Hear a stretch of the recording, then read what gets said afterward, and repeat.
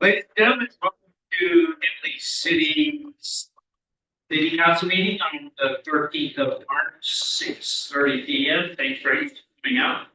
Before we get started, we typically do an opening ceremonies.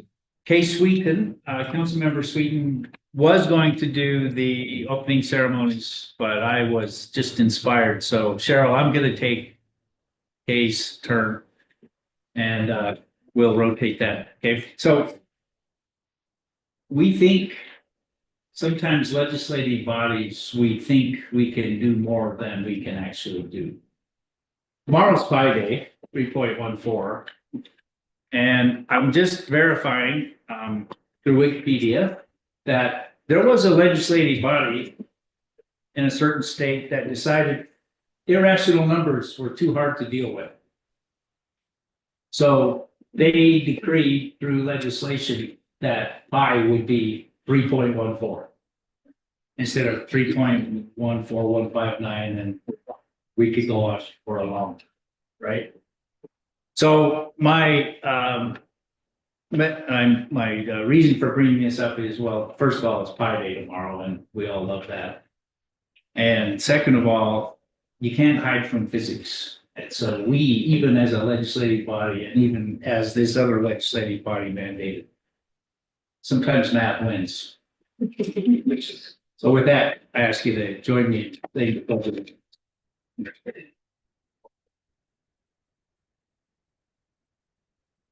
I pledge allegiance to the flag of the United States of America and to the republic for which it stands, one nation under God, indivisible, with liberty and justice for all. Thank you. And with that, I will call the city council meeting to order and ask for a roll call, starting with you, if you would, Aaron.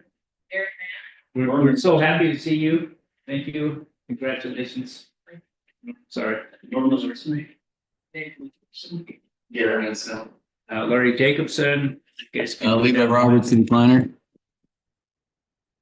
Justin Moss, city manager. Tom Dickinson, city engineer. Cheryl Bodley, city reporter.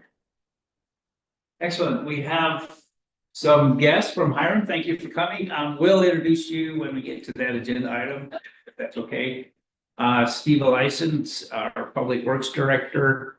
Talon Bigelow, who works in the front office. Thanks for coming out. We have Claire Shank, who's on our planning commission. And Evan, thank you, our code enforcement officer. Appreciate you being here. Anyone else we should recognize? Okay, with that, let's ask the council to consider the February 20 meeting minutes, and if you're so inclined, tonight's agenda. Norm? A motion to approve the minutes and the agenda as presented. Okay, do I have a second? The motion is to approve minutes from our last meeting and tonight's agenda as presented. Cheryl, thank you very much for your great job on minutes. Appreciate that. Any discussion on the motion, council? Seeing none, those in favor, please say aye. Aye. Any opposed? Motion passes unanimously. Thank you. Next, we have a public comment period. This is a chance for anyone who would like to address the council to stand up and do just that.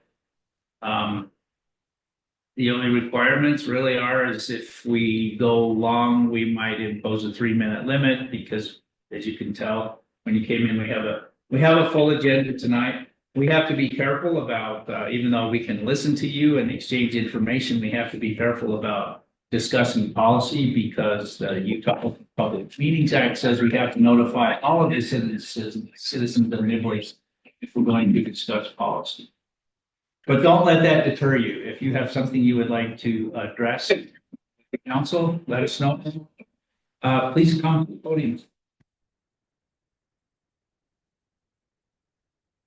Here to do something else to us then.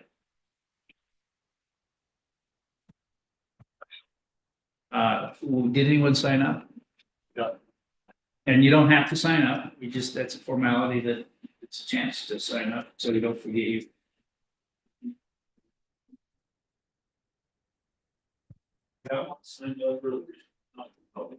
Okay, so we also have a public hearing tonight on the rezone. If it's okay with you, if you wish to speak to the council during that if you wish to speak to the council about the rezone during the public hearing, that'd be a good time to have us hear you on that issue instead of now.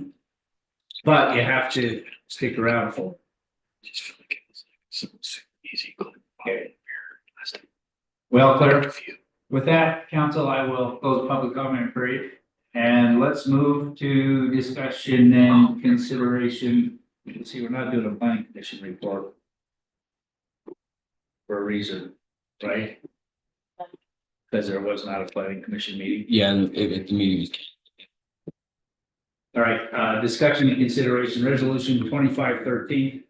No, sorry, this is 2513, right? Municipal wastewater planning program survey. This will be our first reading of looking at it. Justin, are you going to help us with that? Yes, sir, thank you. And Steve's welcome to chime in if you'd like as well. But every single year, the state of Utah requires us to fill out a survey about the sewer system, answer questions about finances, planning. If there were any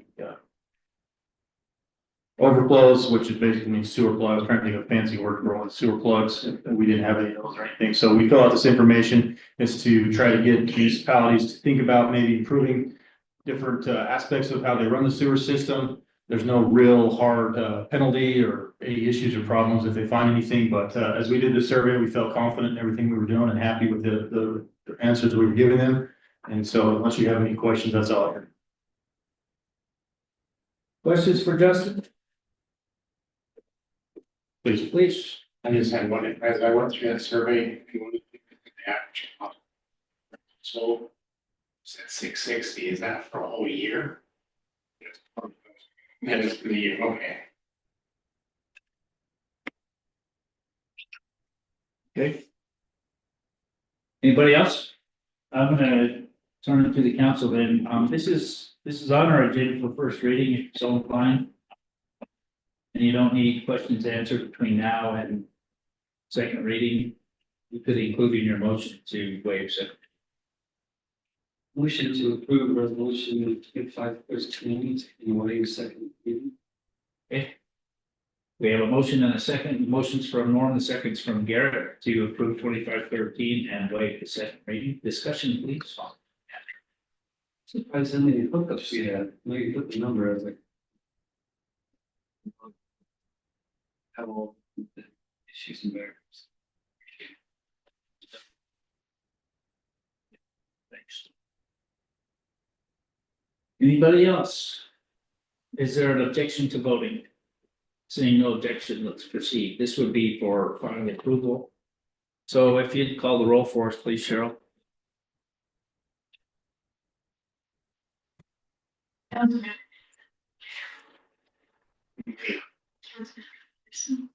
Yes. In favor. In favor. 4 in favor, none opposed. Motion passes unanimously. Thank you, council. Thanks, Public Works. Good job. The things we take for granted. Appreciate that. Okay, what's next? I just moved my agenda, fortunately. This is we're on to number 6. Yeah, thank you. So this is our second reading of ordinance changes on 25-10 amendments to Nibley City Code. Wendy, you're here. Thank you very much. And Talon is here. And Wendy, are you going to present this for us? And Talon, are you going to be here to help us answer questions? Okay, thank you. Yeah, so first off, I want to just say that I hope you have to review this and kind of thought of any questions or anything like that.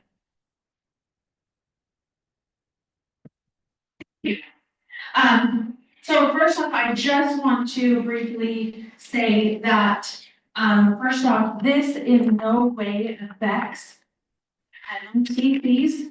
That's not what we're talking about. We're just talking about our shutting.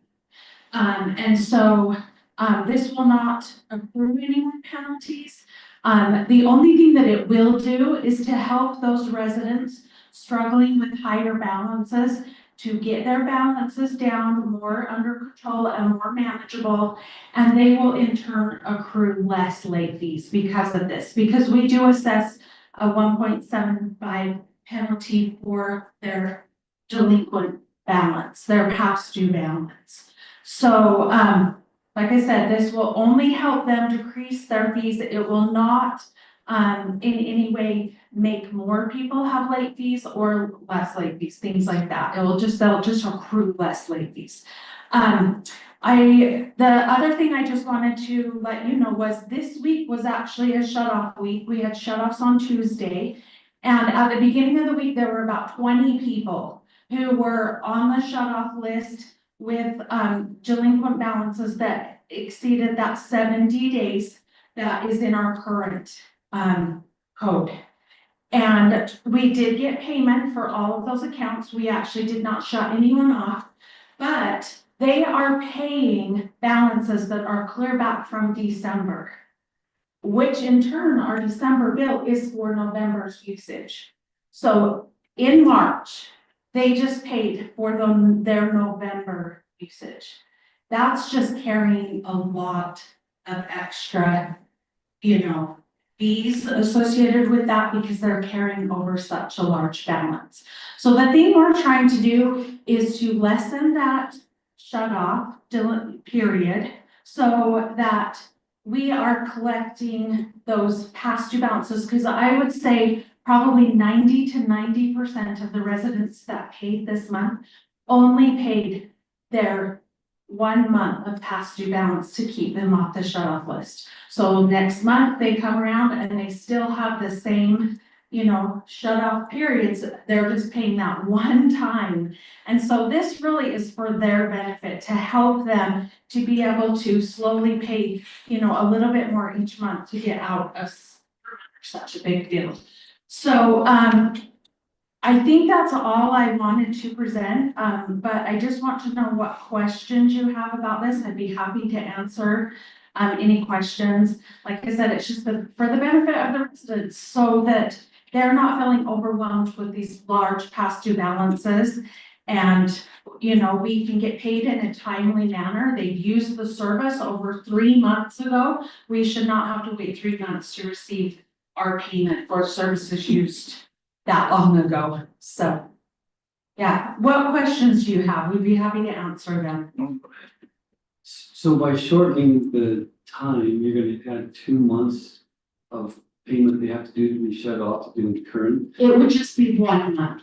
Yeah, so in the old code, it was going off of the bill due date, and we are going off the bill date, the billing date. And so our 40 days is, including those 20 days before the bill was due.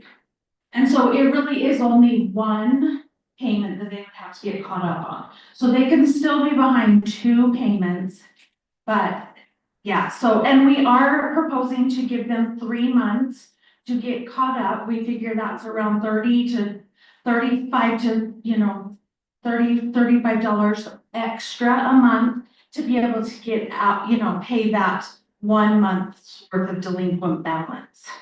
So. That's where my question is. We have we get caught up. So it sounds like you got that worked out. Yes, we are gonna give them 3 months. I do have a letter that I'm going to send out to anyone that is on this shut off list. So they will be aware that in 3 months, they will be considered, they will be subject to shut off because they are, now we are going off of those 40 days rather than the 70 days.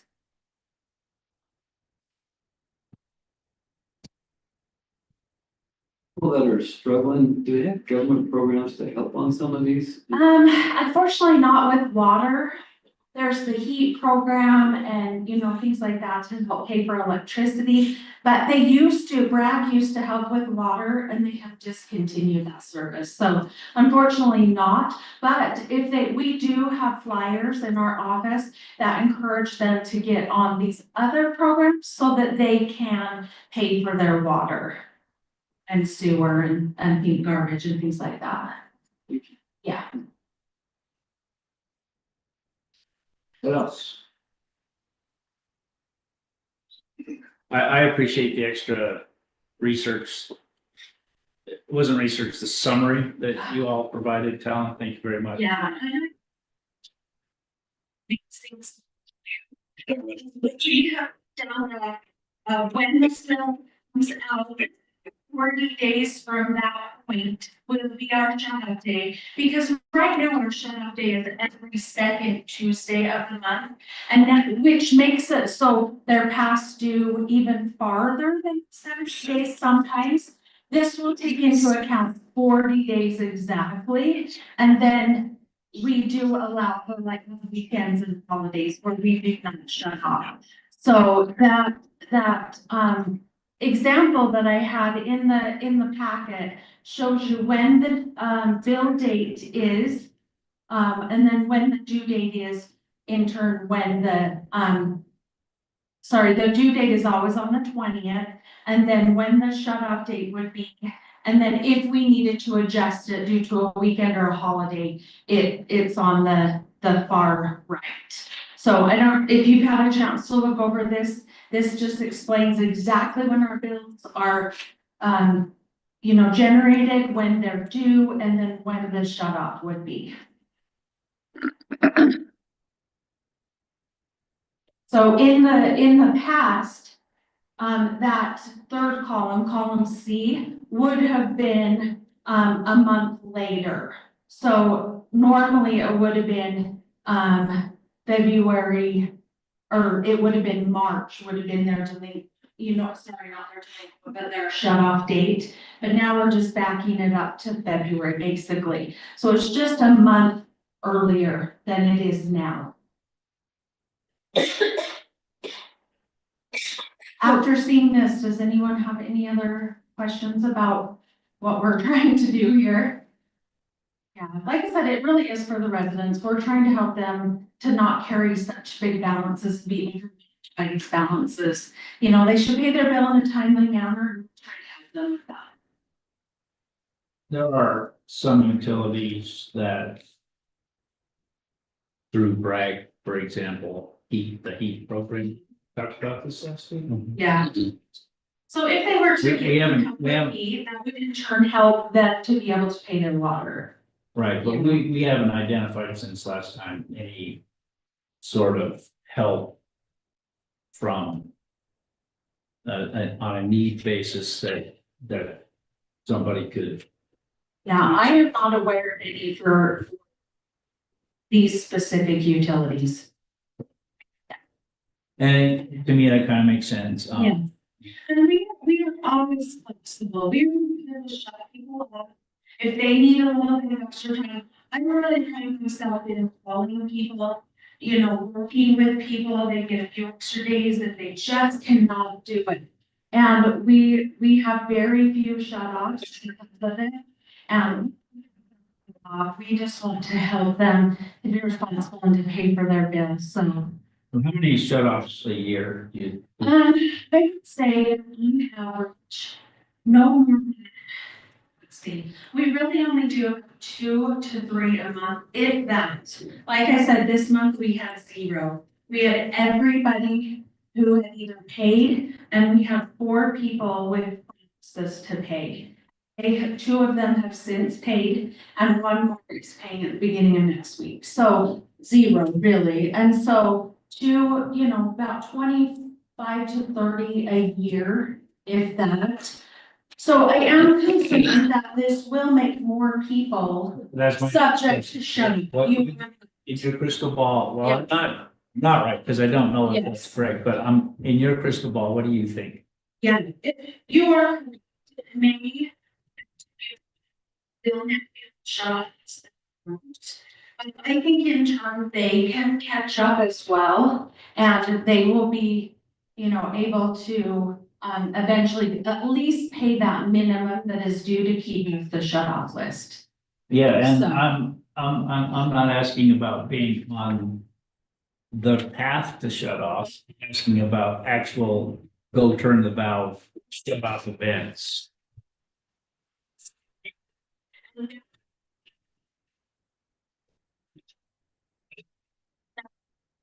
90 utility accounts. Or in that second latency period. But how many actually had their service shut off last year or on average per month? Is that the 2 to 3? Yeah, Okay. yes, yeah. And then, just to be clear, what do you think? Do you think that number will go up or go down? If the council adopts these changes? Yes, so I do think that it is possible that the number can go up a little bit.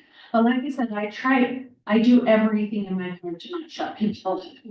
And so if there's any way we need to, Amy is really great at working, well, getting on a payment plan so that they can pay a little bit extra each month to get caught up. So, I mean, I can't see that in the beginning, that shut off number going up just a little bit. But in the long run, I think it will, kind of filter out to what we are doing right now. To how many people we are shutting.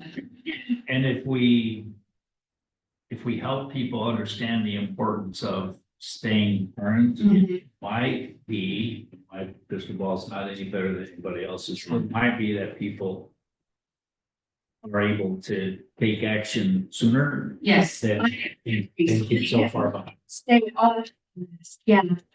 I do feel like that we are just kind of enabling people, sometimes giving them so long to get their bill paid. They don't think it's a priority. Oh, I've got plenty of time to pay my Nibley city bill. They put it off, they pay other bills. So I feel like that we're teaching them some responsibility to stay current on their bills and to get caught up on their bills. So, Okay. I do think that is a good thing. Has our attorney looked at, I have a legal question about, can we, when people fall behind on their water bill, we're now proposing that we would actually withhold all city services, including trash collection. Am I correct on that? I think the legislators just passed something about that. Tell me more about That that. was in the summary that Talon provided, yeah. So Okay. please, I might have misread it or misunderstood it too. Well, and I think I know that, I think I know the portion you're talking about in the proposed amendment to the code.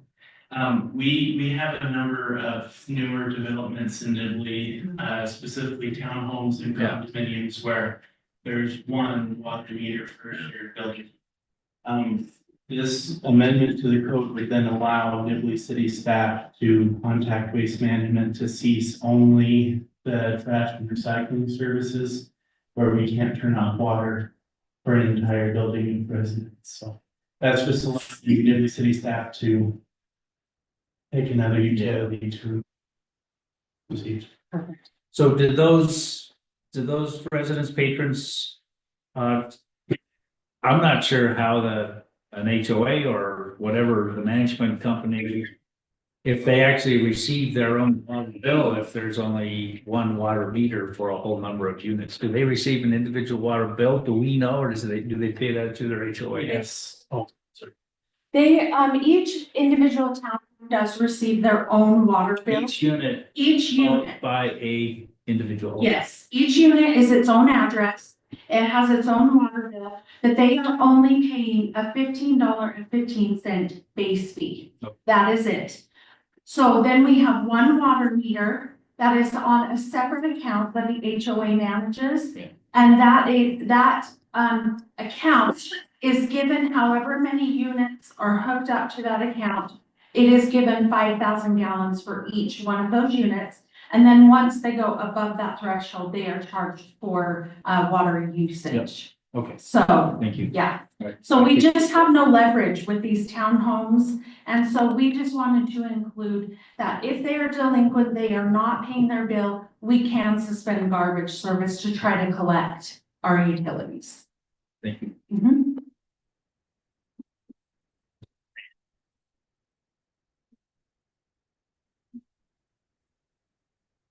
Make a motion to approve. Ordinance 2510. We have a motion. We have a second. Okay, thank you. Second from Aaron. The motion is to approve ordinance 2510. Aaron seconded that, so further discussion on the motion, please. Seeing none, is there opposition to voting? Seeing none there, we will vote. So this will be second reading and this will be, this will become ordinance if we adopt this. Cheryl, will you please call the roll?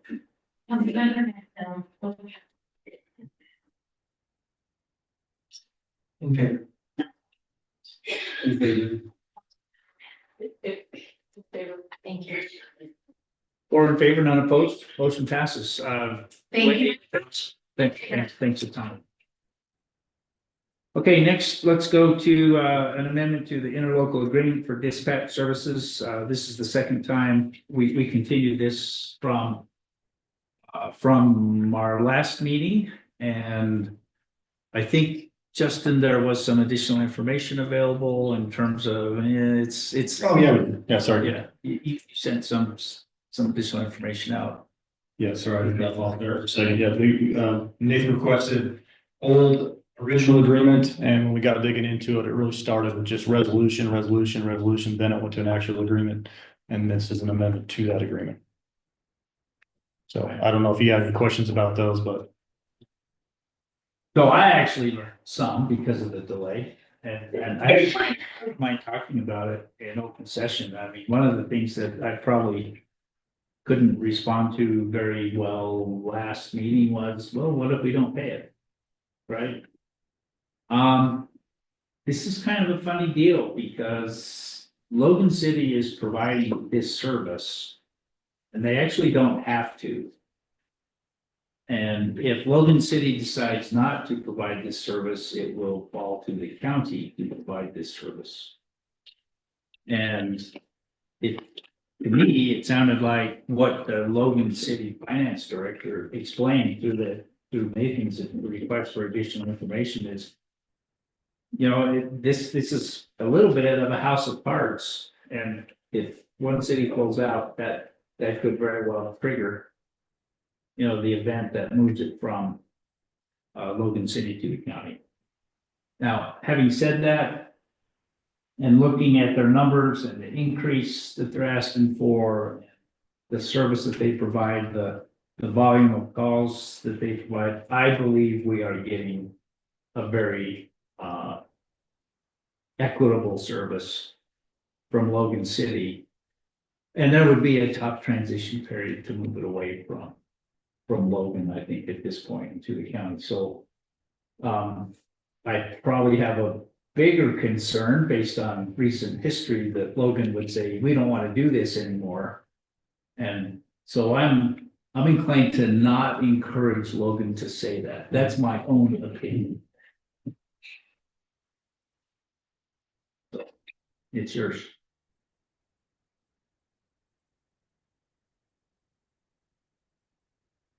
A motion to approve amendment to the interlock agreement for dispatch service between Logan City and Nibley City. We have a motion. Second from there. So the motion is to approve the amendment to the interlocal agreement for dispatch services made by Norm, seconded by Aaron. I'm changing you guys up a little bit because I sat in on an LPC meeting remotely. Political, what is it? Legislative Policy Committee with Utah League of Cities. And it's a fiasco when it came to some parliamentary procedure stuff. And so it caused me to bone up a little bit on how things run.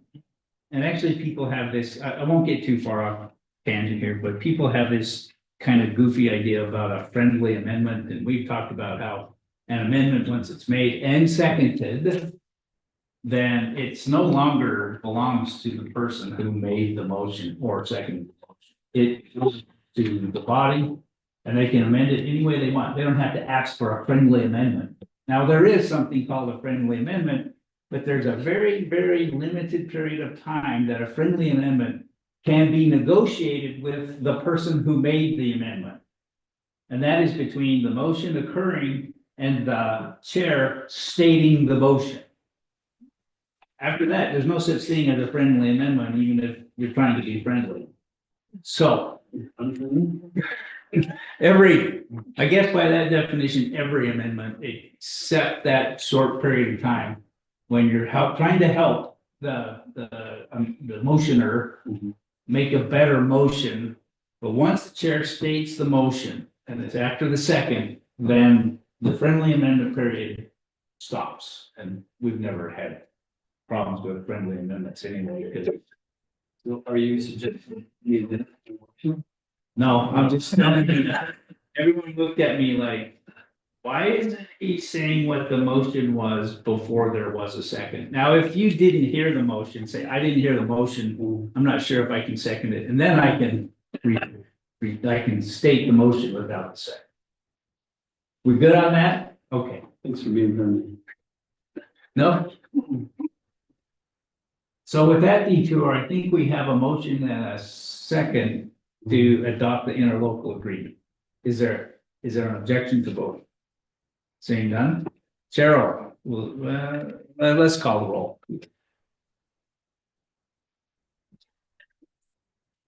Yes. In favor. In favor. In favor. I see that as 4 in favor, none opposed, motion passes. Thank you, council. Next we have, welcome, Mayor Miller. We appreciate you being here, and we'll let you guys decide how to divide this up. We had a workshop before on the services and the contract and fee for those services that Nibley residents receive for the Logan Library, and it was the dispatch. Man,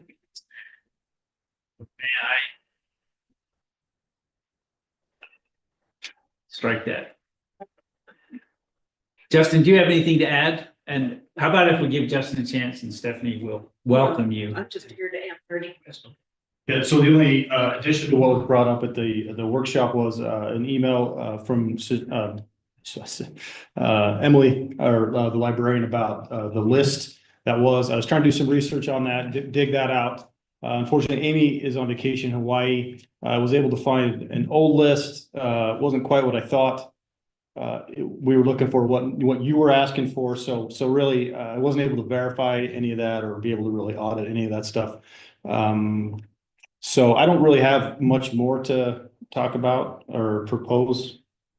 Okay, So- thanks. And Emily, we appreciate you being here. We appreciate the service you've provided for Hiram and for Nibley and Wellsville all these years. Thank you very much.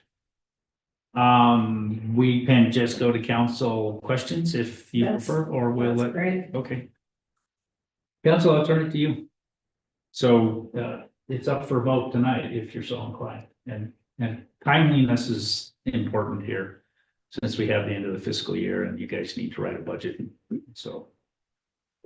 Any questions for each other? It is the first reading on this. Yep, absolutely. So resolutions get 2 readings if you desire. It'd be good it would help me if you let me know in a motion as to whether this is for first reading, because we'll probably have the discussion differently. If it's first reading versus second. Actually, Mayor, sorry, I did forget the one thing, if I could, Okay. that I was gonna mention, that was additional information, and you can correct me if I'm wrong, but I believe the Hiram City Council did pass this resolution. So Hiram has passed the resolution. 3 weeks ago. Same Yes. time we had. And Wellsville. Correct. I'll just take a minute. Yeah, please. And let you know, it's wonderful to have your citizens come to our library. We enjoy having them. We have a lot of them, I think 911 that are active users right now, accounts. And, you know, we like to be able to reach out and offer that to you if you are interested in that. If you're not, that's fine. But that's what we're doing, is just reaching out to say, you know, do you want to be in a contract with us? And if not, maybe there's another way you want to go about it, because I've heard something about, you having the citizen pay the fee and then come and get refunded, that's fine with us too. Or if you want them to just be on their own, that's fine. So there really is nothing but just us offering this service if it's something that you feel you want to do. Yeah, Stephanie, I probably, we talked about that, Emily and with Wellsville and Stephanie. I kind of feel obligated to bring alternatives to the council. So that's one of the alternatives we discussed in Hiram at the meeting was, well, let me talk about what problem we were trying to solve. I thought this other alternative solved. So Emily, you tell us it's a 4-person month effort. No, it's a 1-person, 4-month effort. Okay, I think, yeah. I had over. 1 person for 4 months, 4-person month, something like that, okay. To collate and count and keep track of who the patrons of the library are. Under the old contract, because Nibley City was billed per household that uses the library. Yes. And so the proposed contract adopted by the Hiram Council is that we would do away with that accounting anyway, and we go to a per household payment in Nibley, regardless of whether that household uses the library or not, but at a reduced rate than the user rate that was previously charged. So that's one of the things we were trying to avoid is that accounting, that onerous accounting. Correct? About going to the per household rate instead of per user rate. Yeah. Can I just say Yeah. really quick, that doesn't mean that we would not go through accounts and make sure that they still live in Nibley or still are, active users or anything like that. We still go through accounts annually. That's, just to make it so that you're not paying for someone who used to live in Nibley, but now is paying, does that make sense? That you're not paying for somebody who's moved outside of Nibley. So to follow up, so you said we have 900 active users, so 900 people have checked out a book or used the library services within the last 12 months. And yes, But we're not gonna keep track of that anymore. right, we're not keeping track of like the major active users, but we're not gonna keep users in our library that don't actually live in it. That makes sense, we're not just keeping dead accounts. Yeah, Go ahead, Jeff. so if I may, to me, what makes sense is they'll still want to do the accounting because on their end for their purposes, but it won't be tied to Nibley City's bill. Nibley City's bill will just be, here's the number of Here's houses, the number of houses, here's what you owe. write the check, be done.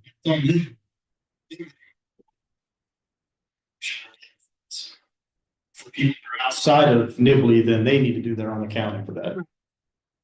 So that's to continue that alternative of something like to alleviate the library of having to count active users under the old system, the current system, and then send Nibley a bill for that. It means that all you have to do at the library is verify residency.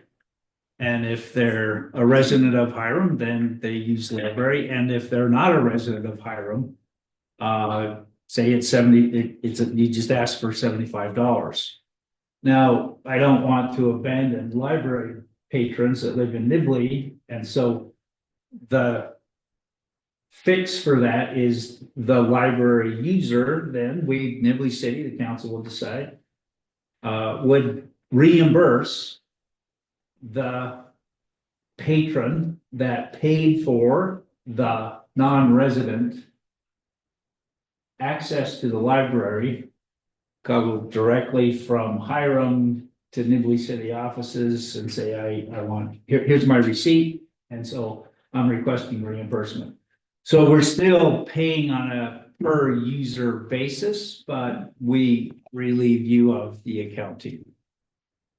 We would do the accounting, but it's not that hard because they show up with the receipt and we'd have to work out how quickly that reimbursement could be made. I mean, I think for it to work, it has to be made in real time. It's like, show me the receipt, we'll write you a check. I have to talk to Amy about that. Yeah, I have to double check. Yeah, but anyway, that was discussed. I brought it up because I thought it might be a way to fix the 4-person month accounting problem. And still give people that live in Nibley not essentially. It's free access to the library. It's actually access paid for out of the general fund by all Nibley citizens. Now, the problem with that, and I reached out to some library patrons. And I said, Larry, that's fine, but it's just another thing. You know, they're often going to the library because they have kids that enjoy the library and it's great. Get the kids out of the house, go to the library. And they just want to go home. They don't want to go to Nibley offices and ask for money for using the library. So it's an inconvenience for sure. And Emily pointed that out when we were discussing that. I will admit that there are variants on that, and perhaps the council would want to. Yeah, so I guess it was a Freudian slip. Maybe the council would want to offer the $75 reimbursement to a Nibley resident, regardless of which library they chose to patronize.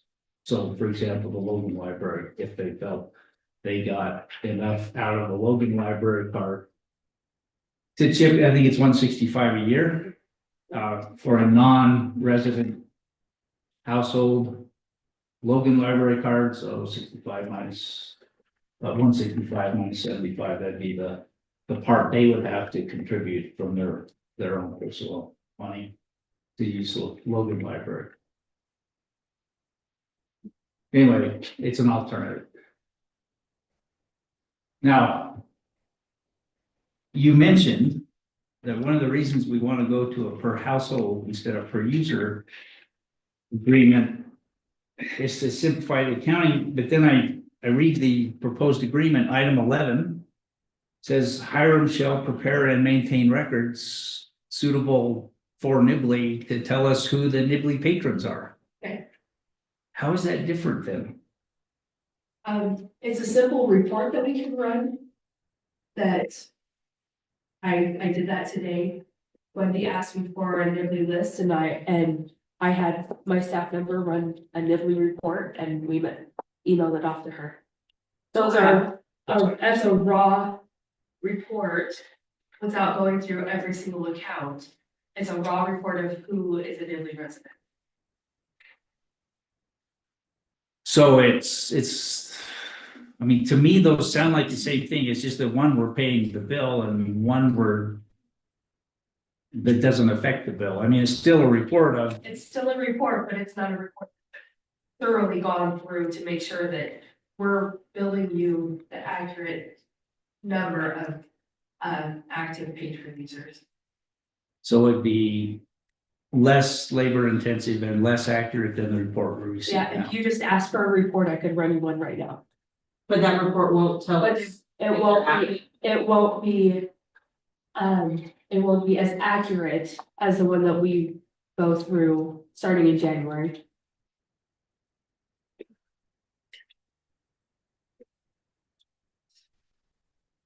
Cause I'm not being critical of the agreement. It doesn't really say how accurate. It says it'll serve the purposes of both parties. And so do we get to tell you what serves our purposes? Probably not. Okay. That's on the city council, not me. I just check on those. Okay. I'll be quiet for a while. Thanks. Yeah, Justin. Can I just ask a quick clarifying question that I was curious about, that I never shut up clear direction on when it's 900 patrons, is that like per active house? But there was discussion about the Libby, is that what it's called? So is that worst case 450 houses that have both a library and a Libby? Or how does that split and what is, I does that would make say, sense? I would say it's probably 90-10 that have an extra account for Libby purposes. And that included in the If they're an active Libby user, yes. So you're saying 90%? I'm checking normal ones. 10% also have additional living account. Yes, And in the past agreement, Nibley City would be charged for the book, check your book out, and it would also be charged for the Libby account. yes. They're only charged for the card, not the Libby account.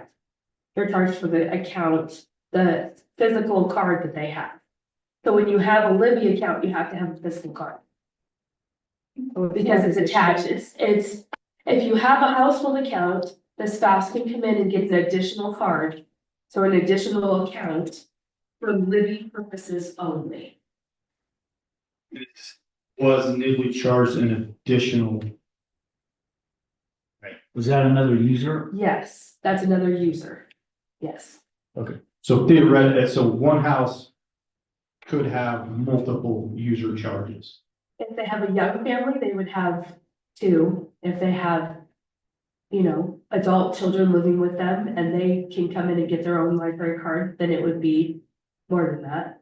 Like if two extra people came in and got a card, they'd be charged 4 cards total. Okay, so the old system. That's the old system, yes. Theoretically, you know, if you had a few older children, you would pay for 4 Four, accounts. Or Nibley City would be paying higher on the 35 it was. 35, 25 now, what was the old one? The old one was 44. 44, so it would have paid, you know, theoretically 44 charges for that one house. Where, you know, in this new system, every house is charged less money. Yeah, But the reason that was important to me to try to understand and try to figure out is you know, the reasoning behind and trying to be more fair, equitable about how much Hiram pays versus how much Nibley pays, to try to understand where that was. And so if that makes sense, that's why that number I feel is important. But if we're going the new direction on either of the ones that really have been talked about, like it becomes a moot point. Like it doesn't matter. Can you share with them the price that Ohio City Citizens is? as of right now, it's approximately $199 per active user. And Nibley, Wellsville, and then the county all pay $44 a year per active account. Yeah, because each account of the 900 or so that are from Nibley, it could represent a whole list of people.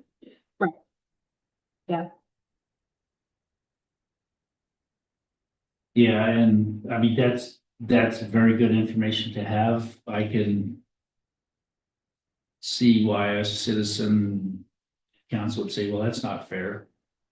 And that's, you know, that's the difference between owning and renting, part of that, right? I mean,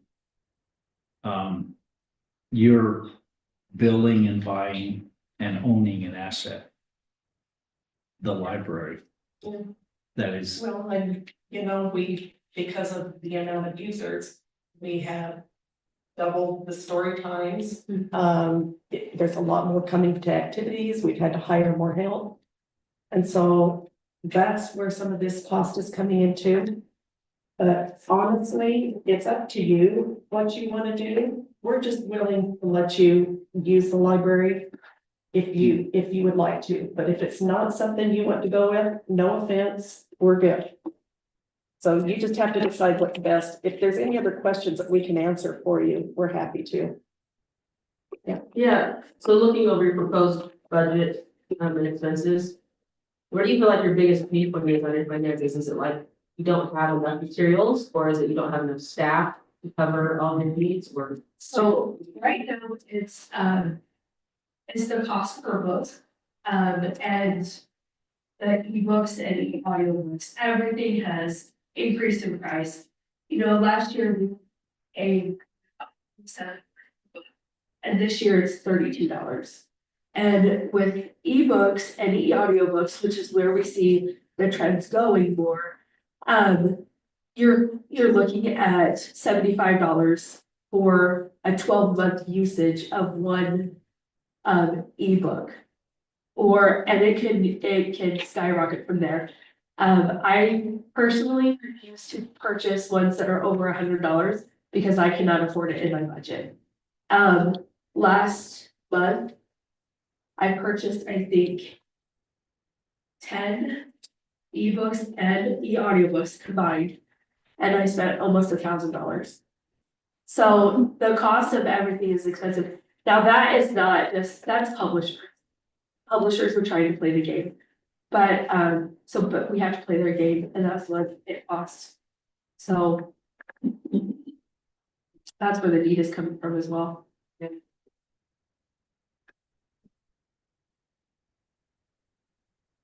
In the proposed agreement, item 4, it says that Nibley City will have a member of the board on the Yeah, library yeah. board, If you're contracted with us, yeah. right?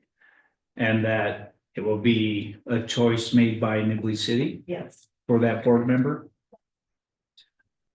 That's what it says now. Not item 4. We agree. What are we doing now for the board member from Nibley? So, right, this is the way I was trained and how I've always known how to do the library board. Is that typically I pick an active user of the library because I want somebody who uses the library, knows the library, and knows like our programs and stuff. So I'll kind of jot down a couple names.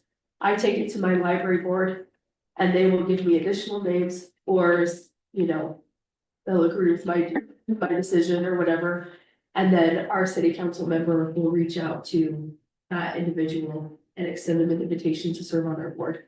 And council has to approve it, yes, and then the council approves it. And so is that what our current contract says we do, or is the new contract different than the current contract? That's how the current contract is.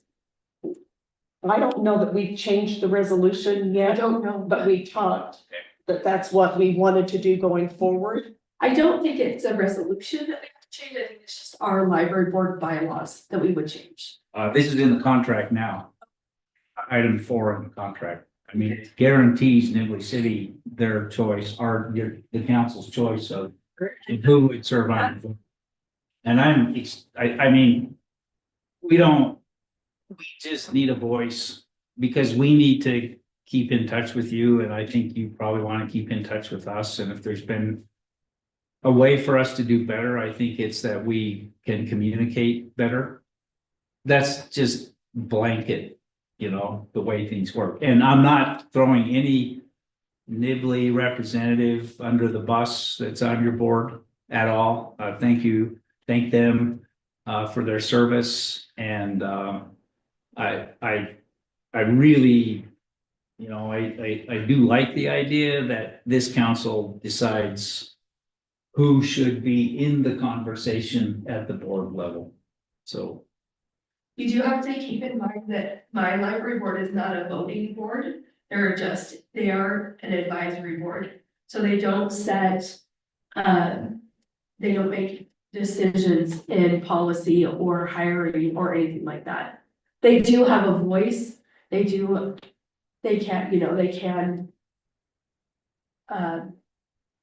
bring attention to any issues that we have in the library, but they are not a voting board. yes, it's your city council that has full authority of They the do. library.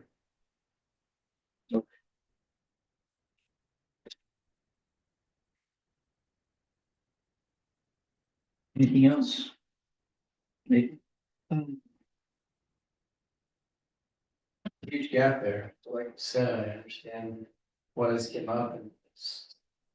I think it's important, but I'm just curious, the original proposal was 30, and it's 25, it can increase over the next 5 years. I don't know if that is appeasing the gap. I guess I'm just asking why the You might, just a second, just to be, round that off, to be at least apples to apples. In the old system, if my numbers are correct, and you can help me if I'm wrong, but, the dollar per active account would be $199 in Hiram and would have been, 43 Nibley. With the new system, if you took the number of residents or houses in Hiram and divided that by the money that from their general fund, that would be about $103 per house. So if you want to go apples to apples, now the bar is $103 for a Hiram house and $25 for a Nibley house, increasing to $30, right? That doesn't answer your problem or gap. I'm just being clear that that is now the gap from 25 to 100. Just Is that right? Is that? Yeah, just decrease the gap a little. That's basically what this.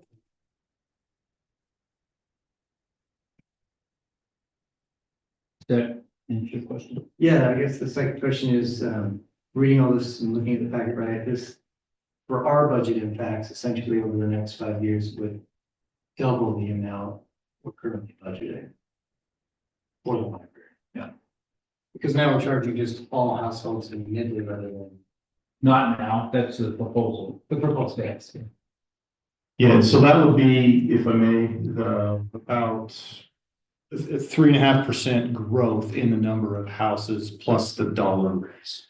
That's how those numbers were projected. So if we have more houses, might be more than that. If we have less houses, might be less. Yes. Revenue agreement, but did not pick up when we give account of houses or how we provide that information. I didn't see that in the agreement. Yeah, I think that's a great. If nothing's just agreed upon, is that like a set time? And to be honest, I had the same question for the 911 fee. I reached out to Mr. Anderson, Logan City, he's like, and he's my direct question. I hope this doesn't open a can of worms, but how is this number that you bill us figured out? Now we decided within Nibley for what we thought the easiest thing would be to do is to just use the number of utility counts that have a sewer connection, because every house, townhouse, everything is charged a sewer connection.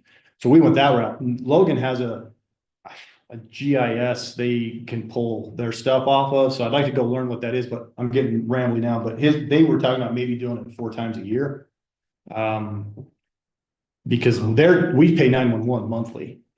Where this is only an annual thing. So I don't know if you just pick a date. I don't know if you do it twice a year and average it, but I think that'd be a great point to settle on for sure. This is what we're gonna do.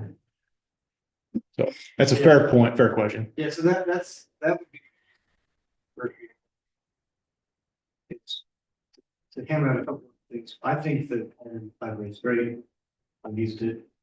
This is a different change. It's essentially more of a tax to us citizens than by user overall, but it is a lower. Well, it's definitely lower than what it would cost you to build your. For sure, yeah, no, Yeah. like you said, it's a renter versus. And we did have citizens that came when we were having our truth and taxation, Yeah. and this is what started this. And I see. they said, and we still have a council member that still, he thinks it should be exactly the same as what the citizens pay. Yeah. But. And just historically, I like, just don't feel, yeah, I mean, we just want it to be an opportunity to say, and historically, I mean, did Nibley kind of make a contribution initially? Is that what it kind of? Yes. Included? Maybe. Sounds good, right? Then the city made a donation to the library for the $75,000.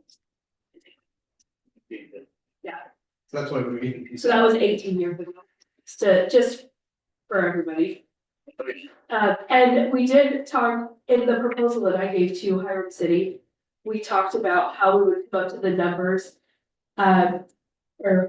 We have not discussed when I'm gonna call and say, what are your numbers, or whatever. My proposal is to bill the first of the new fiscal year, so starting with July 1st. And call and ask, what are your household numbers based on, and my example is based on sewer hookup. Because that's what I talked to, I believe it was Amy. She said that's the most accurate way to get the number of households in a city, in your city. Wellsville was different. and Hiram was different, so. But yeah, That's why I'm interested in what Logan does and how they're using their GIS to do that. I'll investigate that, but may help, I don't know. May not. So the agreement does say just on that. In 6. The Nibley to Hiram, annual fee shall be determined not later than the 1st of March of any given year. So. We may not know how to do the math, but we know when the math is going to do, right? Have the math done. So they would call up on March 1st, how many houses you got, we'd figure it out and send the bill. And we would pay the bill July 1. so. If we want to, my initial thought was that we would change the billing cycle, so we would change the bill, not the billing cycle, but the billing dates. So my thought is we would charge July 1st. But if the resolution says March, we would just charge in March. No, yeah, the I resolution don't think says it's, we have to pay by the 31st of July. Right, oh, okay. right, but we have to have the number by Uh, the 1st of March. Perfect. So you can build a budget, we can build a budget.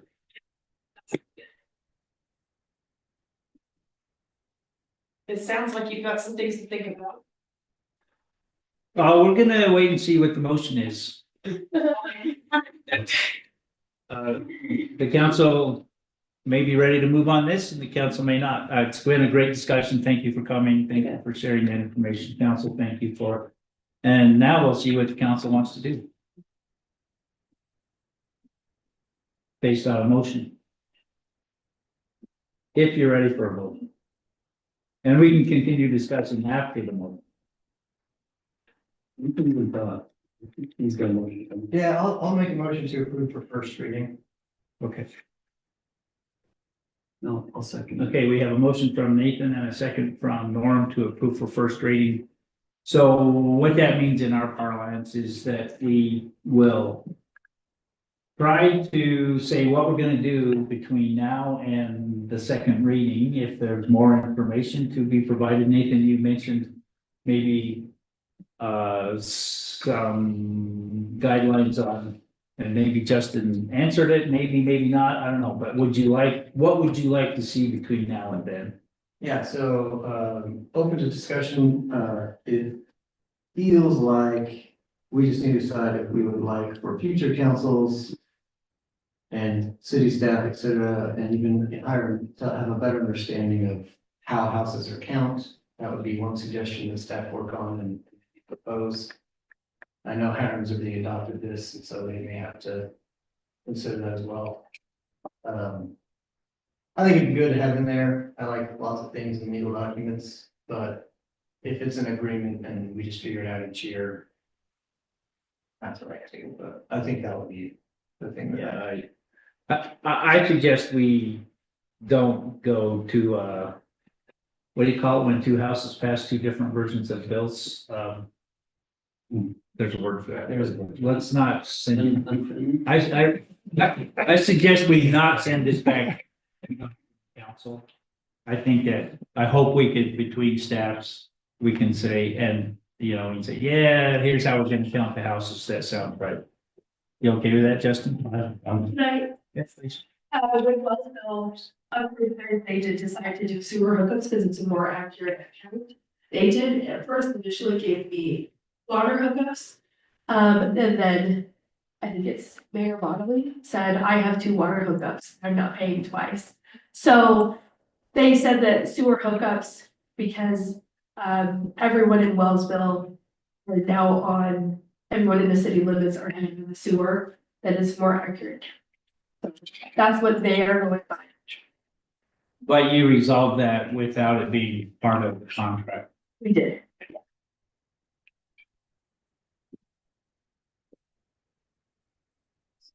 Is that what you're asking? I mean, if we're comfortable with council saying, just figure it out, staff, then you could do a second read, but. No, that. Well, we can talk about that. Yeah, the motion is for first reading, so let's stay on that idea that we're gonna bring this back and we're just deciding what, if further information you would like for second reading. So as long as that's the motion, that's probably how we'll keep proceeding with the discussion. You could make it differently. You want to go with it? Something. Yes, So in the agreement that the tentative contract that they have written up, remind me, I didn't read through. It doesn't give specifics about it doesn't give any specifics about the report that we'll get from Hiram in terms of like. How many people from Nibley checked out, but just for informational purposes, so we know. How many people are considered active users, how many people check out those last folks. yeah, I think that's a great question, and it's a short paragraph, it's section 11, it's Hiram shall provide and maintain such records as are deemed necessary to advise both parties regarding the use of the library by Nibley's residents. These records shall be made available to Nibley's officials at such reasonable intervals as agreed to by the parties. So maybe we could just put in a date, at the same time that we give them the number of households from Nibley, we also get a report back about over the past year, how many people checked out books from Nibley, that kind of thing. Or maybe July 31st, just 8 days. Yeah, and we might do that by staff agreement rather than sending it, than putting it in the contracts for this time. That's fine, but just something. Yeah, I mean, it says reasonable intervals as agreed to by the parties, so. Usually when I read reasonable in a contract, that means a judge will decide, if it goes that far. Because what's reasonable? But it's not a bad resolution, it's fine. It's how it should be written, but. We could maybe codify that in a future contract. Again, it's just gonna be hard to have a conference, I think that's the word. The conference call. To get a different version passed by Hiram at this point. Yeah, that's fine. Yeah, I know our family uses the Hiram library a lot. I appreciate that. With little kids, we use it a lot now. We one on the online, and the online, it's not. I'm surprised how many is available on it. Even Councilman Mansell's wife wanted to get the library card in the city north, but you offer just as much online as they. So, yeah, which is Part of the consortium. yeah, so. Yeah, I really appreciate that. And I think our opportunity as a city is to provide services that we can't on our own by partnering up with 911. Cities to get a better product. Or something. Actually,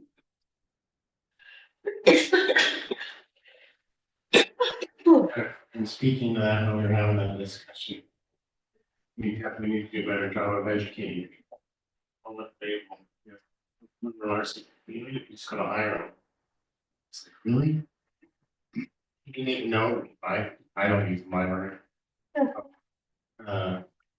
Definitely need to do that, because. And appreciate the numbers, that's something we've been looking for, I wanted that to introduce some. Do some breakdowns for myself, just. If this was worth it, 'cause like we said, like in our last meeting, you got 30 people using the library. Like it's worth charging 2,300 households a fee for 30 people to use something. That doesn't make good sense, but I'm glad to see these numbers and it's so much. Stuff, so I appreciate that. I just need to do some more analysis and. Yeah, and. While cities certainly provide services to people that they cannot provide easily for themselves, and there's economy of scale and everything else, I think that. Our residents should be aware of what it costs to provide those services. And so. The legislative session, spend time talking about road services, road fees, road usage fees, you know, and I do believe people that use the services should be the ones that pay for the services, and they should be very aware of what those services cost to provide to them.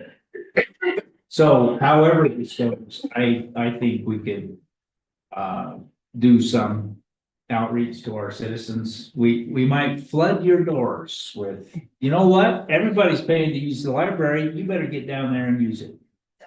You okay with that? Yeah. All right. Will our fees go up?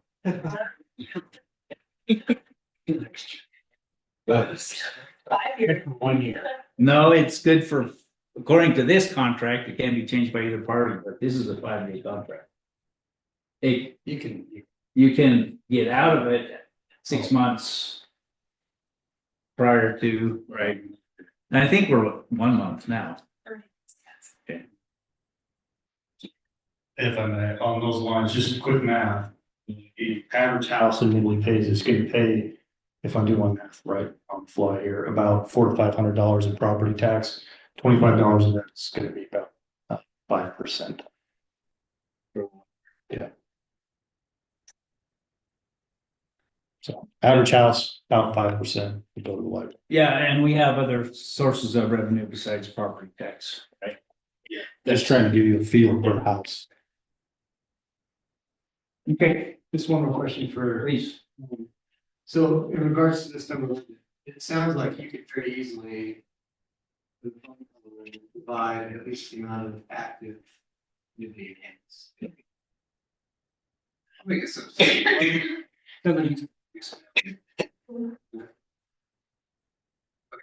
I'll keep. Can you tolerate us taking another run at this? It's great. We just wanted to be here to. We appreciate that, yeah. Yeah, thank you. Like I said, you got to decide that. For you. It's been, and it will continue to be a great relationship between our sister cities. And so thank you for coming and thank you for all you do for us. And we're glad to be your neighbor. Thank you. Shall we vote? The motion is to pass this for first reading and bring it back with time to think about it and maybe some additional details on how to understand the number of houses. Those in favor of adopting for first reading, please say aye. Aye. Are there any opposed? Okay, motion passes. Thank you.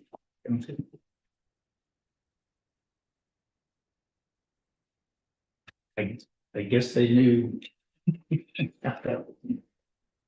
Okay, next, this is resolution 2510. This is, all right, this is appointing members to the Nibley Morgan Farm Board of Directors. It's the first time you've seen it. Justin? Yes, sir. Thank you. We had a little bit of brief discussion last meeting about Morgan Farm, and council member Aaron Mann has done a wonderful job serving on that board for a short period of time due to a major life event, is elected to come off that board.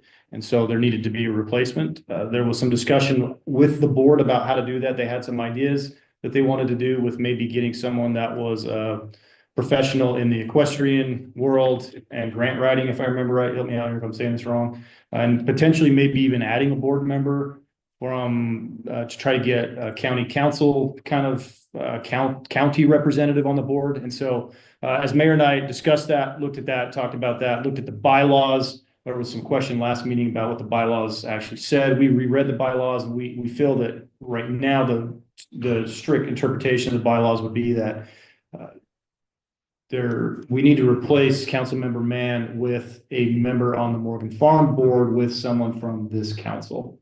And then the question needs to be separated and worked on in the bylaws before it comes back to add a board member to that board of directors, if that makes sense. So the action before you tonight is to decide which one of you all would like to replace Aaron on that board and make it so. So when we're talking about replacement, could we modify the bylaws or we can't do that tonight? Yeah, that's a great question. You mind if I give you my interpretation. All right, so Article 9 says the board of the Morgan Farm can change the bylaws for the nonprofit organization. The bylaws, Article 3, say the city council shall choose the board members of the Morgan Farm. Two of which there will be 5, and 2 of which will come from the Nibley City Council, and 3 at large. So I believe that's a conflict, and when I find conflicts, I tend to go with the more conservative view of things. And so in my estimation, my opinion, since the bylaws specifically say the Nibley City Council shall choose the members of the board, I think that's what we have to go with tonight. And as Justin said, I think we should. It's probably going to take 2 things, right? Because Nibley City Council cannot change the bylaws. The board changes the bylaws, but the bylaws say the council chooses the board. So it's probably going to take a concerted effort for the board to change the bylaws with the city council's consent to resolve that conflict if it needs to be changed. So if the board wants to expand the number of the board, I think the city council has to specifically give up what the bylaws grant them, and that is to choose the board.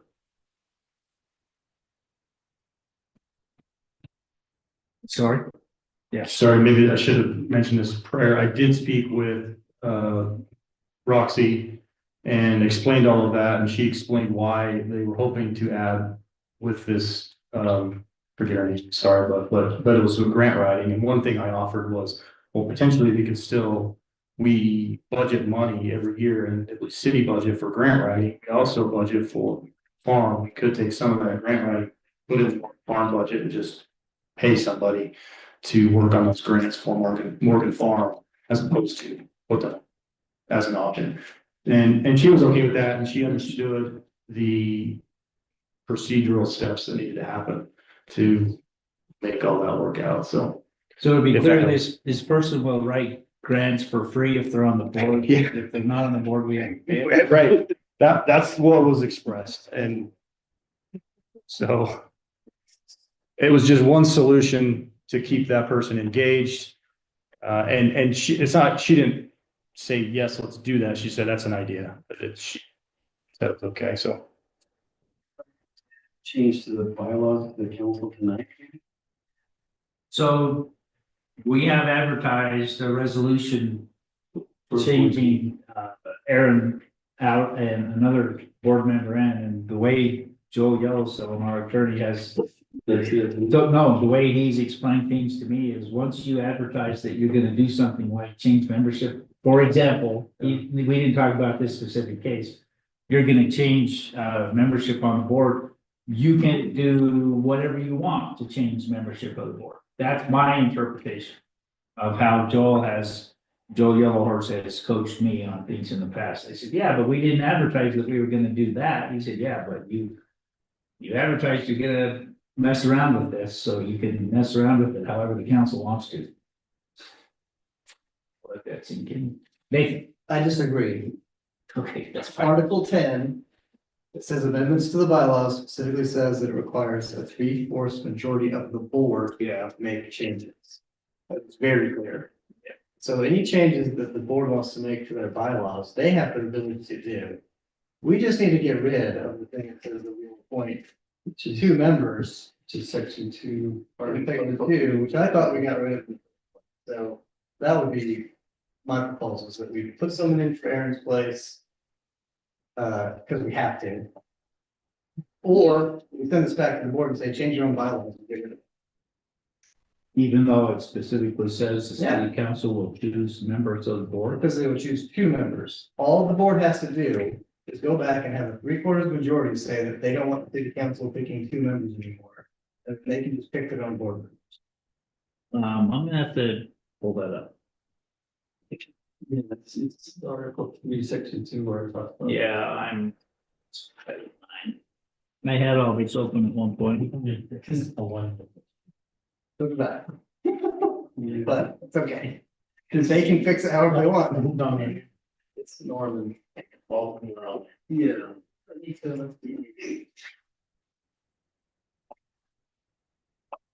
Unless we see a like super necessary reason for the city council to be involved in the affairs of this, what, 501c3. So we let them govern themselves. I have a comment there, but I have to read. No, that's fine. I don't. Why? Is the first section on officers talks about it being temporary, talks about the mayor and the. Right. And the But secretary. that was the articles of That was the incorporation. Now we can work off the bylaws. Talks about how it has to be, is that it to. Then. Here's another here. Says changes to those bylaws have to be made by the board, not us. So. We do not govern the affairs of 501c3.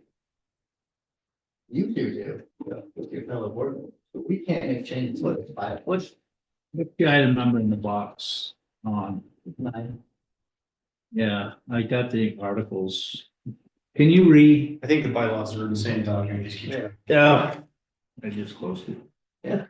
So Article 10, 11. 11, Oh, 9. 9. 9. Article 9 says amendments to the bylaws. Any amendments to the bylaws shall be proposed by a board member. Yeah. Approved by a 3/4 majority of the board. Yeah, I We agree. have no authority to change their bylaws. And then help me understand this part, okay? Article 3. The number of board members on the board will be 5 and will be chosen by the governing body of the city council. The city council shall choose 2 members of the board from the city council and 3 at-large members. Now, to me, that doesn't say the city council chooses the city council representation. That says the city council chooses all 5 members of the board. So I think there's 2 things that have to happen here. The city council has the authority to choose the members of the board. Right? And the board has the authority to change the bylaws. But you're saying their authority to change the bylaws will also remove the city council's authority to choose the board? They could. Okay. And I recommend that because if they want more than 5, we as a city council can't do that change because we are limited to 5. So they need to go back and change their bylaws. If they want to get rid of our ability, they can. I see your point. And then here's what I think is perhaps a pitfall with that, because for better or worse. The city council holds the ultimate authority about what happens to that farm. And if the only recourse that the city council has, if they feel like, which is not the case, but I have to think of the worst case. If they feel like the farm has gone off the rails, the only thing the city council can do is shut it down. And say, you can't use city property anymore. Terminate the lease. And that's pretty drastic. And I would hate, even in a worst case scenario, to ever get to that point. So what, right? Is that what that expression means? That's what that expression. Yeah. Yeah, council can do what the council wants to do. We either need to appoint someone tonight to take the place of Aaron. Or say, we'll table this and let them see if they want to change their bylaws. When's the next time the farm board wants to meet? It's on hold until we decide here. She's. Yeah, I mean, I see Aaron's point. I mean, and if you agree, then just vote against the resolution until the board do whatever they want.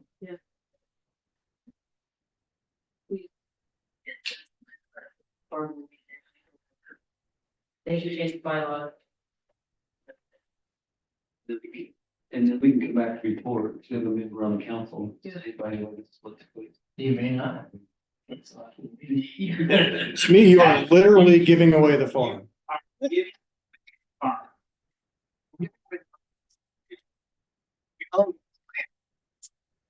Which is a pretty heavy hammer to swing. It's a nuclear option and that's it. I mean, we just talked about the importance of having someone on the library board, so that we're in the discussion at least. You know, in a advisory role. And now we're giving away, no, we're giving away the operation of the farm, not the actual.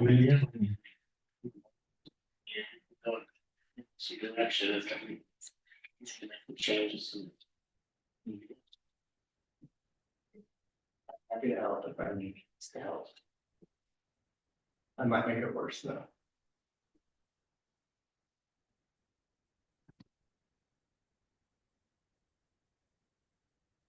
It's up to you. I still have the nuclear option.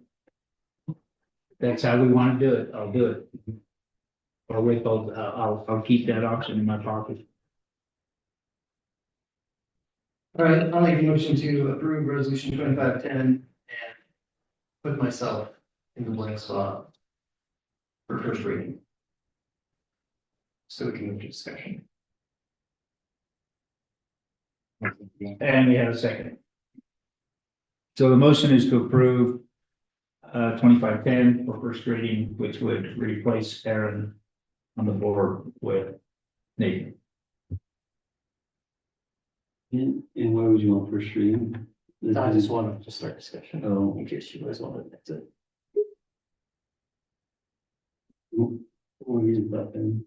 Well, I mean, what would we move after this, then we still, the council still is the authority that approves the board members then?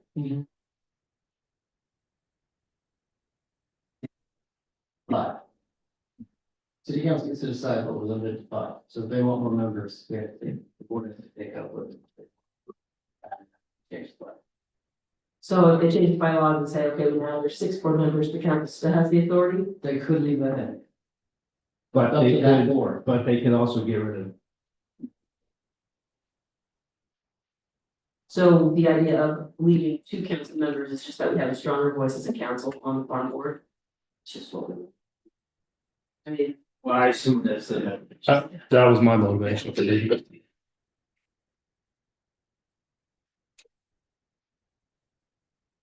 So yeah, like if I were, my suggestion would be that they leave it in there, but they change it. And 6 board members. That's what they. So my advice to the board is to resolve this conflict.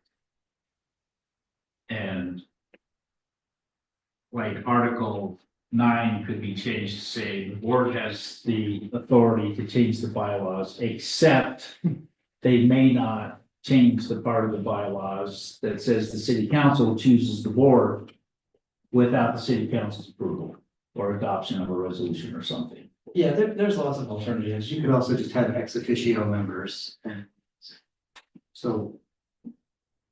And that, so an ex officio member is on the board because of a position that they hold elsewhere. So we could write in that at least one board member will be a city council member, ex officio. I agree, there's lots of ways to remedy this, but right now we need a remedy. And I don't think either body can remedy it by themselves. Right. So let's keep 2 on, we'll remedy it. Okay. See what happens. So by doing the first reading, you wouldn't be on there for another.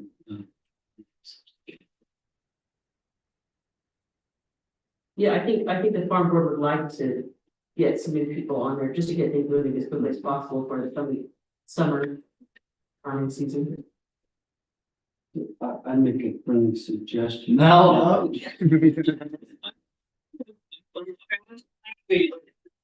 You already stated it.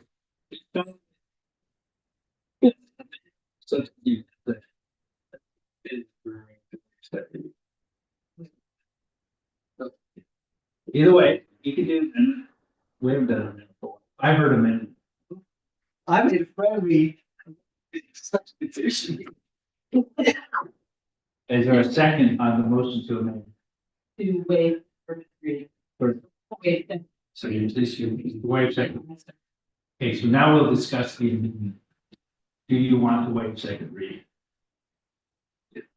Okay, is there any opposition to voting on the amendment?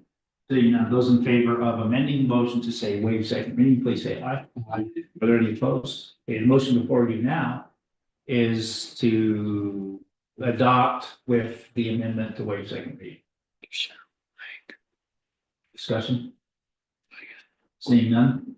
Cheryl, will you do the honors, please? Thank you. Yes. Okay. In favor.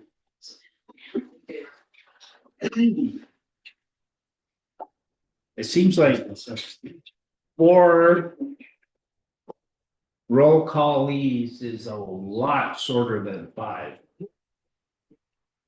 Thank you, council. That's 4 in favor, none opposed. Appreciate the discussion. Cheryl, thanks. Issue a construction contract for 1300 West. Tom, are you gonna take that for us, please? Yes, I'll bring that in. This is agenda item. We'll discuss the consideration of a notice of award and subsequent construction contract to build half of a road on 1300 West between 3300 or 3310 South and 3390 South. It's right by the Green Waste facility. This is between like Zollinger Acres and Nibley Farm subdivisions there. It's currently just a half a road. It was left out because of some wetlands that were observed there. So last summer, staff hired CSG, can't remember what their Civil Solutions Group, pardon me, and BioWest, and we performed some wetland delineation and applied for a permit with the Army Corps of Engineers. That was secured in the fall, about October 2024, and then after that, we went into bidding and preparing plans. 14 contractors responded to a request for bid. It's pretty good turnout for a project like this. 2 of them were disqualified for various reasons, and I found 2 math errors. But one really stood out as the low bid, and it was much lower than the others. The average bid came in around $360,000. The lowest bid was $204,741. It brought a little concern to staff that there was such a gap there. Even the next lowest one was like $70,000 more. So we verified with this contractor that you're good with these numbers, double check them, because if we don't want anyone to be in a position they're losing money. So they did so. There was some straightening out of some contracts and with them internally. And we're ready to issue notice of award to the lowest bidder in the amount of $204,741.64. That low bidder was True Line Contractors LLC. Their schedule works very well with the building season. They would start immediately or as quickly as possible. They did provide a schedule, but it was based on a notice of award back on February 20th, but due to some things, we had to delay it till this council meeting. But in that original schedule, they were done by the middle of June. So we can easily get this done in July, given the approval to enter or issue the notice of award to the contractor. And what that means is then they get to secure their bonds, they get to secure their contracts with their subcontractors and things like that. Gives them some time to do that. Once they get everything in place, insurance certificate in the city's name, they present that to staff. We review it, make sure everything is in order. At that point, we execute the contract, get signatures from city manager and the contractor. And then once everything is finally rechecked and approved, we can issue notice to proceed to construct. So are there any questions on that? Can I just clarify, this half road's pretty short, isn't it? It's about a block. It's fairly short. And then a lot of people use it. I've been stuck with people kind of trying to get, so it'd be a great project. Just know the staff intends to allow full closure of that, because there's really no need for that as a thoroughfare. That'll expedite construction activities and really make this thing real. The project plans, it avoids the wetlands by use of a retaining wall on one side. So it'll be vertical rather than a sloped area, so we impact less than 1/10 of an acre. There's a little bit of drainage work, a guardrail because of the sudden drop off along the sidewalk. But by midsummer, we can be done with this. So staff does recommend issuing notice of award to True Line contractors and the subsequent contract and get this thing constructed.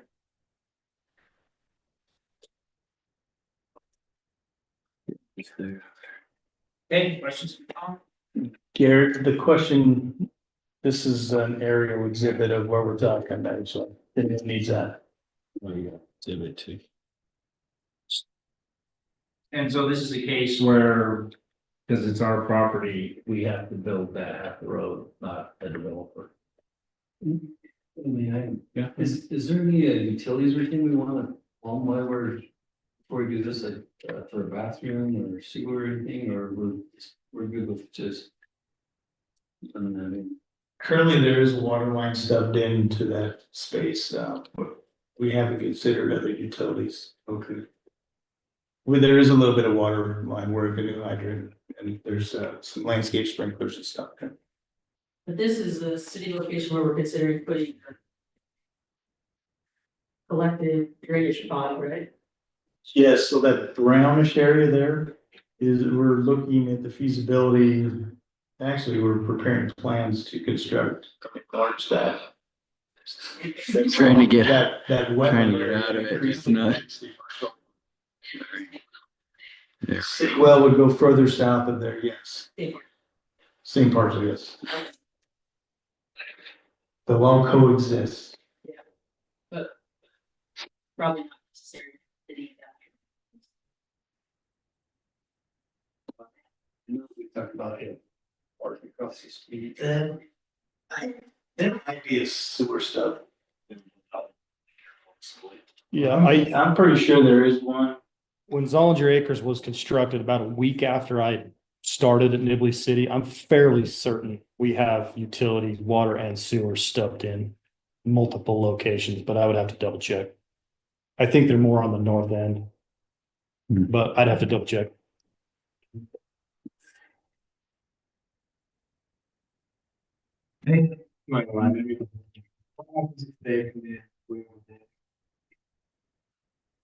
We have liquidated damages as part of the contract. So this is a contract I've used on the 3200 South sidewalk. I've also used it elsewhere in the valley. It's pretty effective. It's been proven. It was reviewed by our previous city attorney. It's basically a template at this point that I use.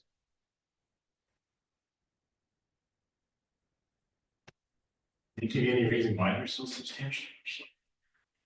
They did. They said that they really wanted the project.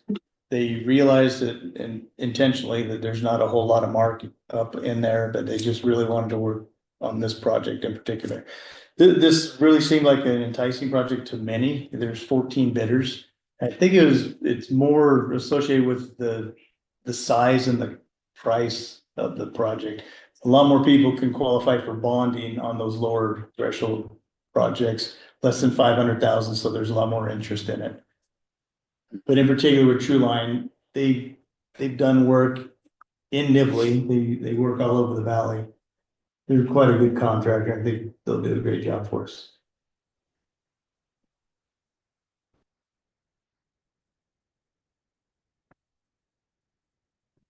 Do I have a motion?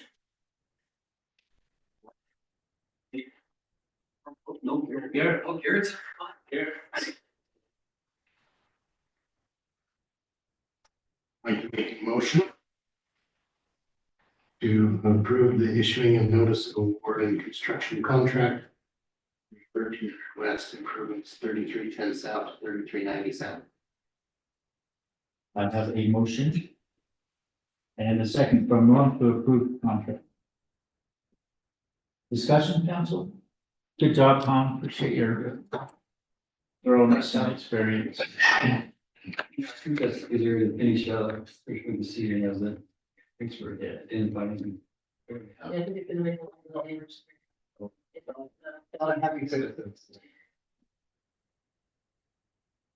Don't tell the rest of the citizens they have to pay for it. But we knew it was coming. Any other discussion? Is there an objection to voting? Seeing none, those in favor of awarding this contract, please say. I second it. Yeah, thank you. Thank you, Cheryl. Those in favor of awarding this contract, please say aye. Aye. Any opposed? None? Thank you. Good. I think we should take a break, maybe just before the public hearing. We okay to press on 11 and 12? Okay, let's do that. Yep, ordinance 2505, development land adjustment agreement. Second reading, Levi, are you doing this for us? Yeah, and if I can give you as many details as you'd like, but I was planning on just giving you an update from second reading, if that works for everybody. So there were just a few things that came up during first reading. One was, this is a clarification that the developer will be responsible to provide curb, gutter, and sidewalk on the city property. It is in the agreement. It's not just on the plans. It was on the agreement previously. We just weren't able to provide that information. We did remove an error on the cover sheet that referenced another project. So that was just an error on staff's part that's been taken out. And we do have a signed agreement that was requested by Councilmember Lowerson. Actually have it right here as well, if you want the physical version, but they brought it in, but we had, we have the digital version in the packet there. I believe that's all the updates on this. So, just setting forth all of the standards for this land exchange is primarily what this agreement does.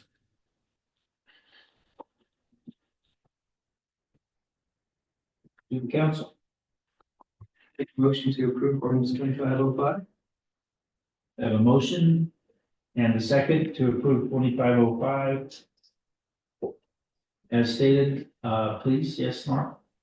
Second. Oh, sorry, Garrett did. Okay, so John.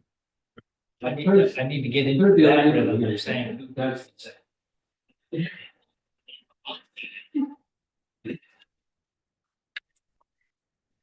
Discussion, this has been a good process, it's been a cooperative effort. It's a win-win, so good job. Yeah, I agree. I think it's, that piece of land that's could have been sitting for a long time. Any opposition to voting? Seeing none? Darrell, please call the roll. Councilmember Mansell, Jim. Councilmember Taylor, Councilmember Larson. Councilmember Nick. Thank you.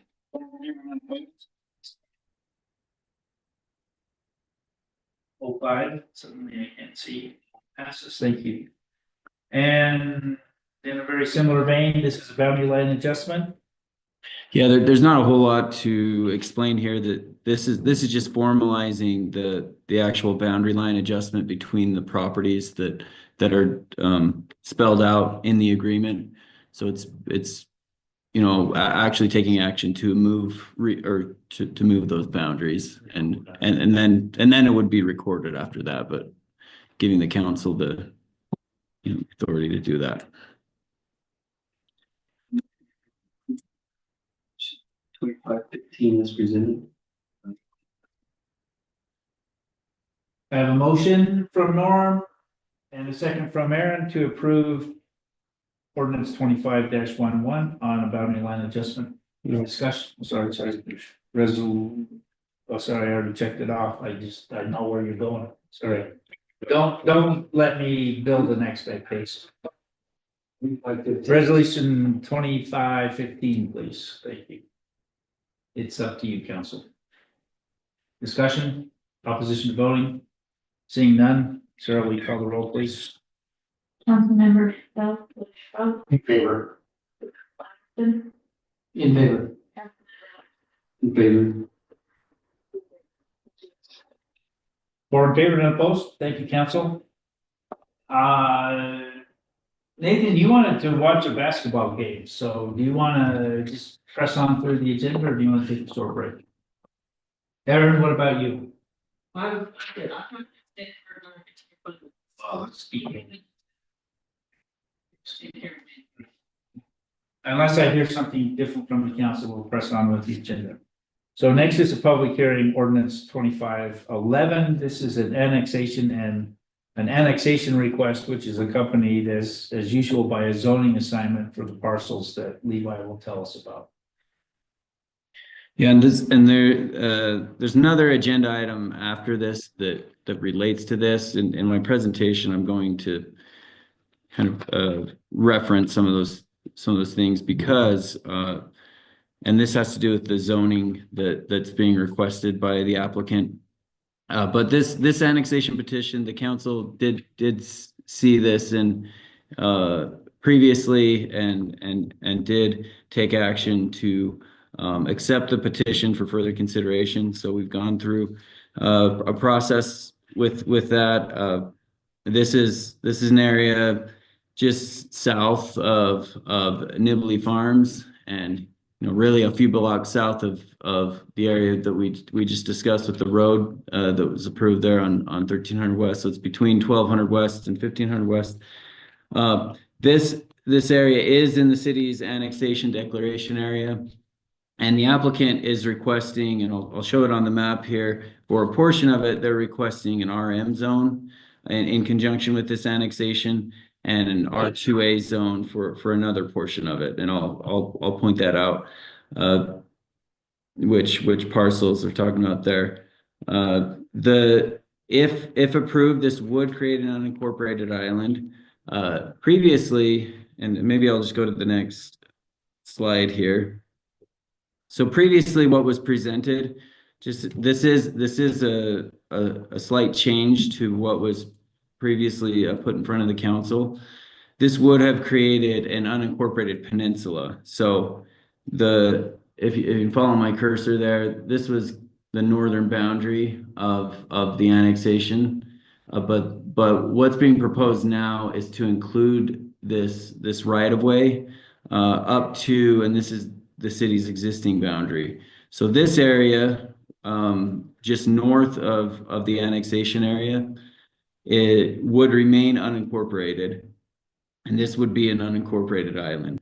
And then this area would be the annexation area. The two northern parcels here are proposed to be an R2A zone, and then this parcel on the south is proposed to be an RM zone. And this was reviewed by the Planning Commission. I'll go over their recommendation on that a little more in detail, but they have had a public hearing on the zoning and a recommendation. So this is, again, the area, just to give a little bit more context. You can see just to the north there, that's the Nibley Farm subdivision that's just kind of finishing up, and this would be directly south of there. You look at our future land use map, this tan area here, that's medium density residential. And then the orange area, that's commercial and medium to high density residential. So really a mix of uses for that area is what we have in our general plan. You look at our general plan, in considering the zoning, some of the goals to consider: land use goal 1, encourage development that respects and preserves the character of the city and provides a mix of commercial, residential housing and some light industrial uses. Carefully plan for growth within the city, ensuring that development occurs in suitable locations and can be efficiently served over the long term. Land use goal 2 is to guide land use and growth decisions through applications of the general plan, future land use map, and relevant goals, principles, and projects. And residential development and housing goal 1 is to ensure that new residential development is compatible with existing development and protects Nibley's rural character and natural resources. And then within our moderate income housing plan, which is an appendix to the general plan, it's really part of the general plan. It does state rezone for densities necessary to facilitate the production of moderate income housing. And there's specific benchmark to consider additional areas in which the RM zone could apply. So staff's recommendation for this annexation and proposed zoning assignment is approval. But with this condition that the parcel the parcel that's proposed to be RM, the 030490013, would be added to the eligibility map for the RM zone, and actually on the agenda tonight, before this consideration, not before the public hearing, but before this consideration, is that to consider whether to add it to the eligibility map. Now, the Planning Commission's recommendation differs from staff's, and that is to assign, well, and first of all, I want to mention that the Planning Commission doesn't actually recommend on the annexation, but they do on the zoning. And so they did discuss the appropriate zone for these parcels, and the Planning Commission recommended to zone these 3 parcels as R2A in conjunction with the proposed annexation, all 3 of the parcels, so not the RM zone as was requested. They did discuss that they had some issues with the current RM zone. They felt that it was created with, a specific piece of property in mind, and they didn't feel like that it was appropriate for this property. And so there have been a few workshops with the Planning Commission. Staff has and will continue to discuss this with the Planning Commission, but staff has drafted some potential amendments to the ordinance that are going to be vetted with the Planning Commission at the next meeting based upon that discussion. I'll just say it has been a little bit of a messy process. I don't think there's necessarily a consensus on the Planning Commission. There's a lot of different approaches and different opinions and different ways that this can go, but it's going in a positive direction. So that I just wanted to kind of report on that as part of this, but it is Planning Commission's recommendation at this time to zone all 3 parcels as R2A in conjunction with this annexation. Other questions for Levi before we go to the public hearing? I have one. It's just my failing memory. You talk about as previously presented. Did this actually get to the council before? It did. So every annexation comes to the council, but just as a kind of preliminary, the council accepts the petition to look at for annexation. Right. The petition so that it can go to the next step basically in the process. And at this point in time, all the steps have been, according to state code, have been met. There's been a protest period. As I mentioned, this went to the county council on Tuesday. That it was approved. So just this week, they had, and I don't know if I adequately explained why that was changed. I didn't. I should actually bring that up. Yeah, I didn't mention that. So the reason really why there was a change to that area, this was that the previous version was put in front of the county council, and they had some concerns with the maintenance of the road. They felt like, well, it's going to be leading to an area in Nibley. It's a gap in the road network that is difficult to maintain. And so, they felt like that that Nibley City should maintain that. We met with our city staff and we felt like the cleanest way for that to happen would be simply to annex it. We could potentially, and this could have, this could also appease them to enter into some kind of an agreement for maintenance of the road. However, if we're going to maintain the road, we feel it would be in the city's best interest to just include it within the city. There's some other reasons to do this with public utility or with utilities located in the road. That it would be much cleaner if they were within Nibley City to support that future development than if they're in the county. So. And I So- think it's obvious from the weirdness of the map, but would you put your cursor on the road in question, the right? Yeah, so it's right here. So 1500 west. There's this section, it's about 660 feet in length that the city would be taking on. And it's really adjacent to unincorporated areas. So it'd create this unincorporated island.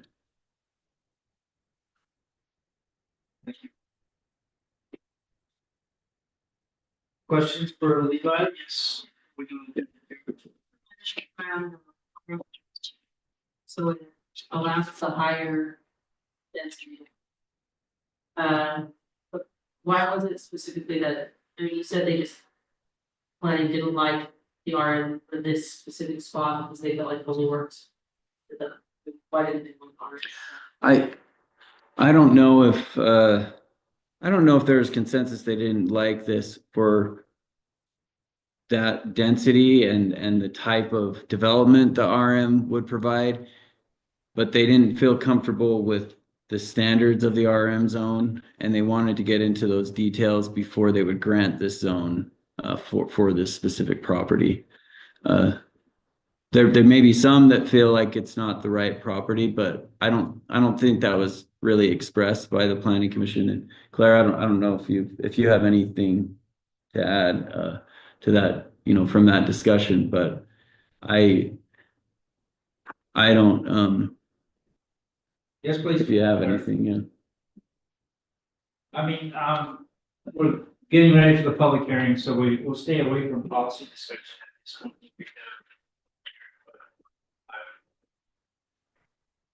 Go ahead, Claire.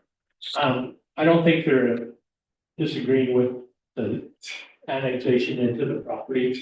It's okay with that. They're not disagreeing with the rim zone. They're disagreeing that the clarity and code of the rim zone. It's fuzzy. And so that's why they're a little bit uneasy. I think I get the feeling they're uneasy to zone as RM because of the fuzziness. So I think that's why.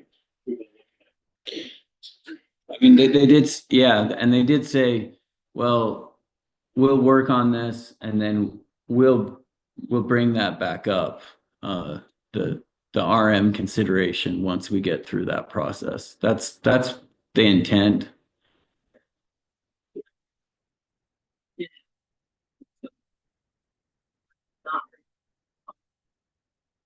But it's still something that the applicant wants someday. And they have to reapply and pay the fee again once we make the RM zoning. They can apply and it would be considered within, the next meeting.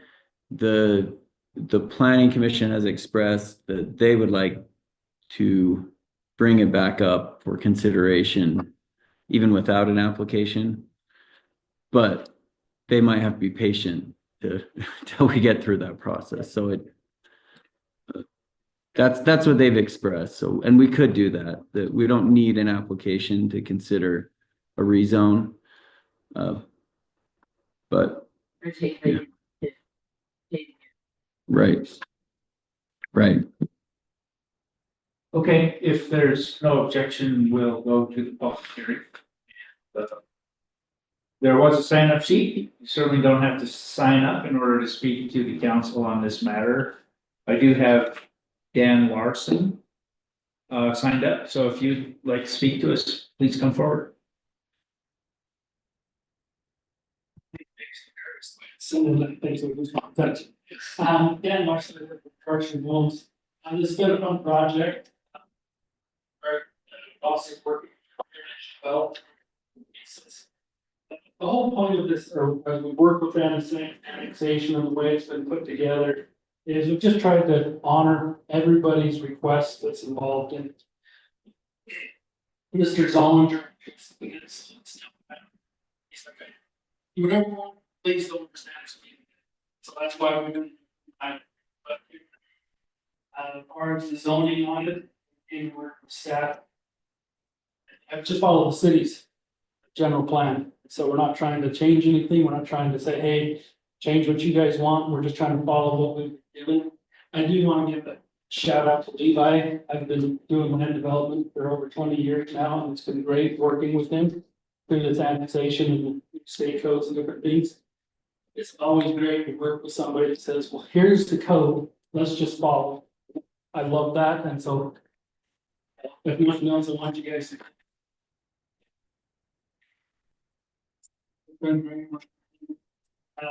You mentioned the roadway. City staff how was best that work on in the past and whether annexes or the cities. Portion long term kind of look at it and staff look at it. Really good questions. And maybe you'll stick around for the council discussion, since you're still here another 30, 40, 50 minutes, what? Great. Who else would like to speak to the council? Frank, come on, please. With 1,000 people there. You're as good as 578. Tell us who you are and where you live, please. Awesome. Yeah.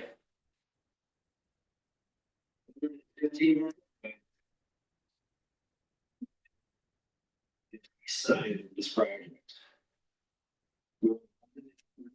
And your name is Frank. Thank you. And so I just a few concerns. I didn't decide. Is it gonna look like visionary with the tall, townhouses, or is this? Are you sure yet? Like, can you provide information on that without? Yeah. Talking about policy, okay. Yeah, so the RM zone, the highest, I'll just speak to kind of the highest density that's allowed there. It's 10 units per net developable acre. That the scale of development that would typically allow would be something like townhouses. There are other options of development. It doesn't have to be townhouses, but yeah, I mean two-story townhouses, maybe potentially three-story townhouses is most likely the type of the highest scale of development you're going to see. Now there is an option to go higher if with transfer of development rights. I don't need to get into all those details. And the applicant has, and they did with the planning commission, mentioned that they didn't intend to use that option, but it can go up to 20 units per net developable acre if development rights are transferred from another property. But there's a lot of details there to get to that point. A lot of process to go through, but that's a potential with this zone designation. Yeah, we're just, we just didn't want to be so intrusive where, everybody's looking down on us on our property here. Acres, so if they ended up putting something like visionary, it's kind of tall for some reason. It's just not gonna grow like it. That's what Nibley seems they like to do, is to keep the rural character, resources, and make it look, nice. Anyway, Sorry, I need to amend something I said. This is actually not in a TDR receiving zone, so they can't go up to 20 units per acre. They would have to get an additional overlay to do that. So sorry, I kind of misspoke when I said that. Acre project. With the south end. Eight. All north and east and south side. Residential development. Someone I think just bought, maybe it was Sierra Homes, maybe it was 60 or 65 acres. So the whole project was really.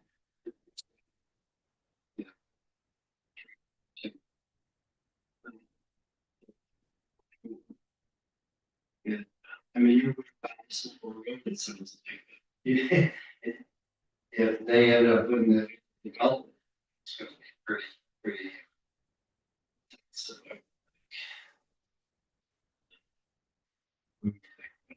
Things to say, they get too nervous up here.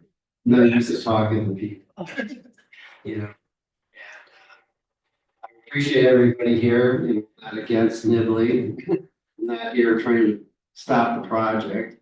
I'm just hoping they do a good job, that the housing is done, you know, professionally. And, yeah, doesn't fall apart in 25 years and, and anyway. I would think also that, do you guys have any idea what they're doing here? Or they're putting houses or roads or, I mean, you guys are just passing this annexation without seeing anything except a flat piece of paper?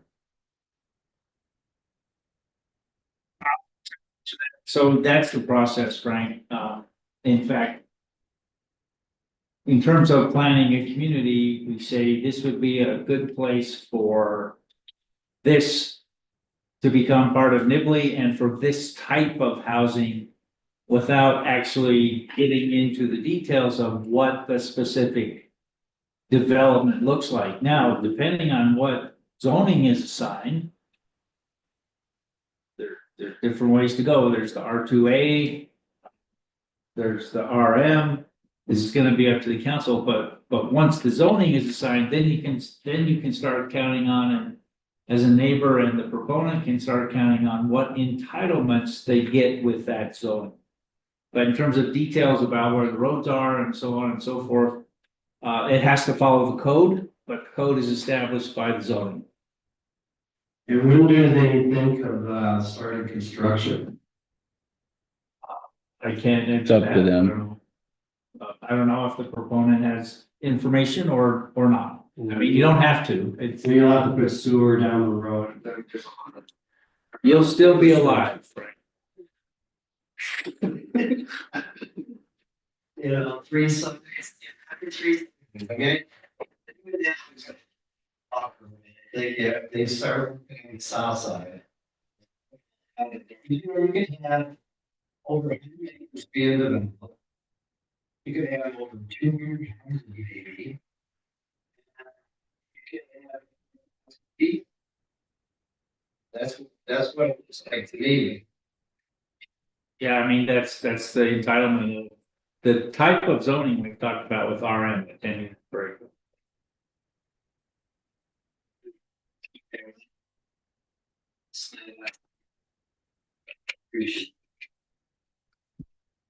We like it when you. Well, I don't. But they have really nothing to do with what we're talking about. Who do I send it to? Please, you're free to send it to anyone you want, especially. I mean, it's very. Yeah, so.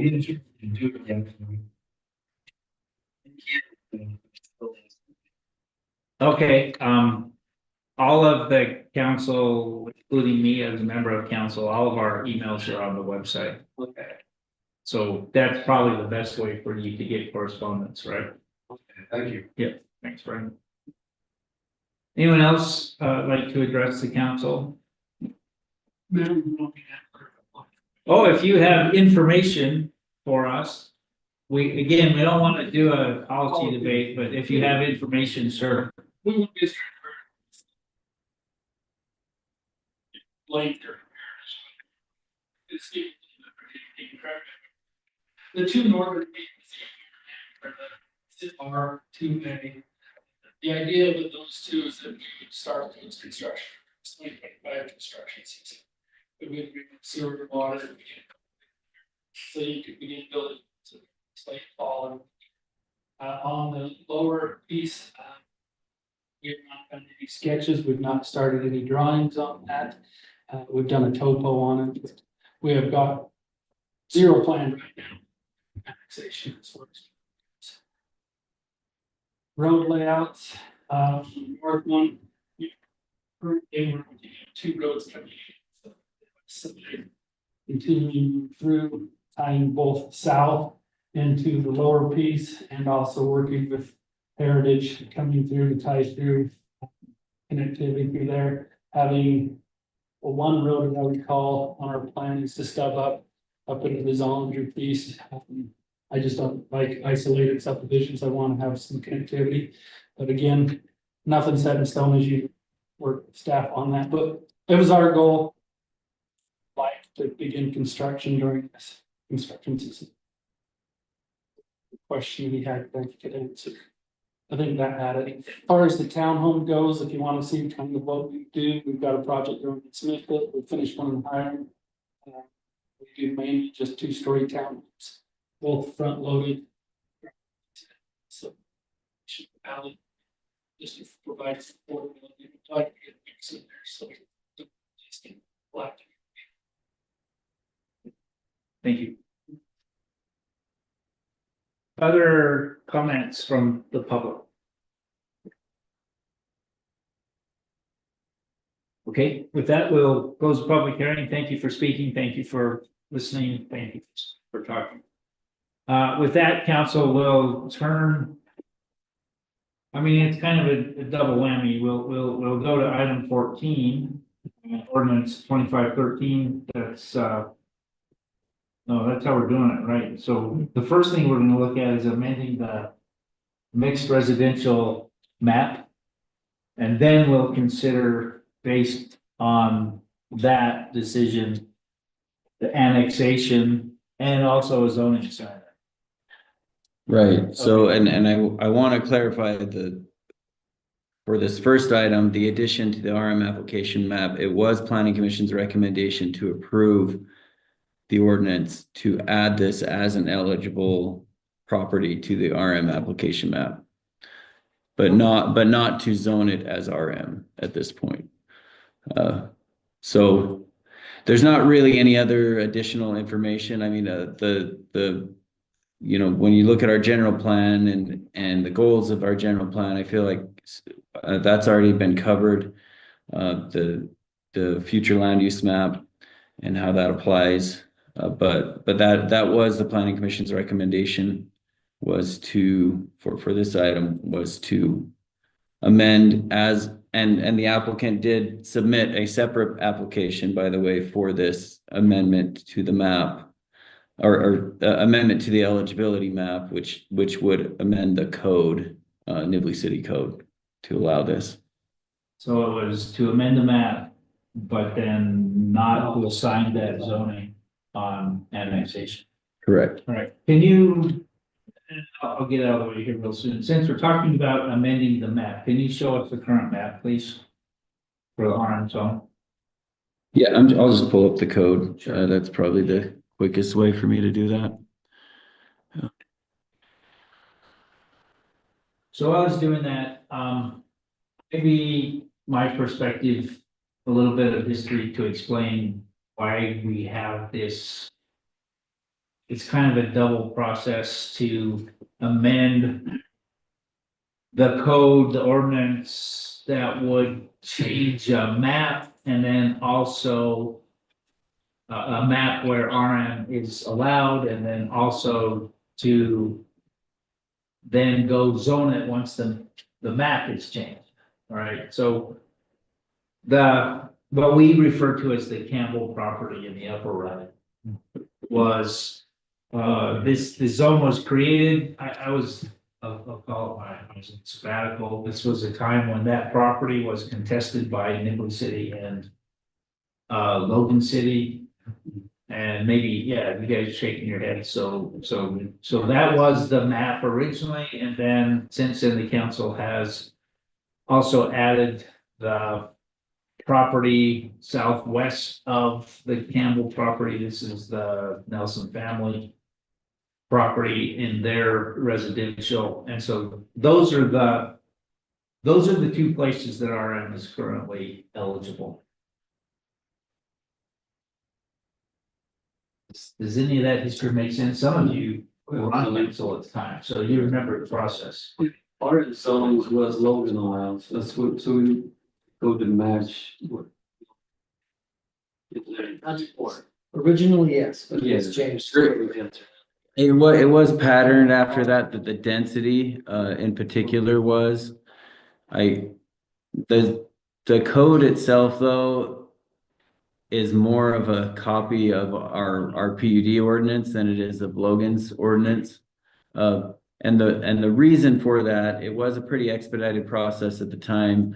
And the RPUD went through a pretty thorough, a very thorough review with the city, and it was felt at the time that it would be more appropriate for us to follow our own standards and another city standards that have been vetted, that we feel, we can get behind. So but the density has changed. It was originally 20 units. It's now 10 per net developable acre for that.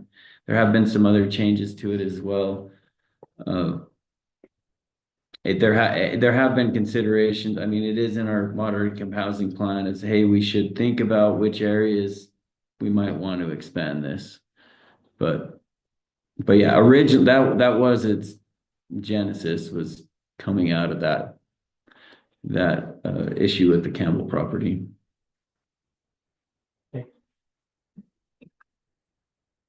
Yeah. And our council for planning commissions.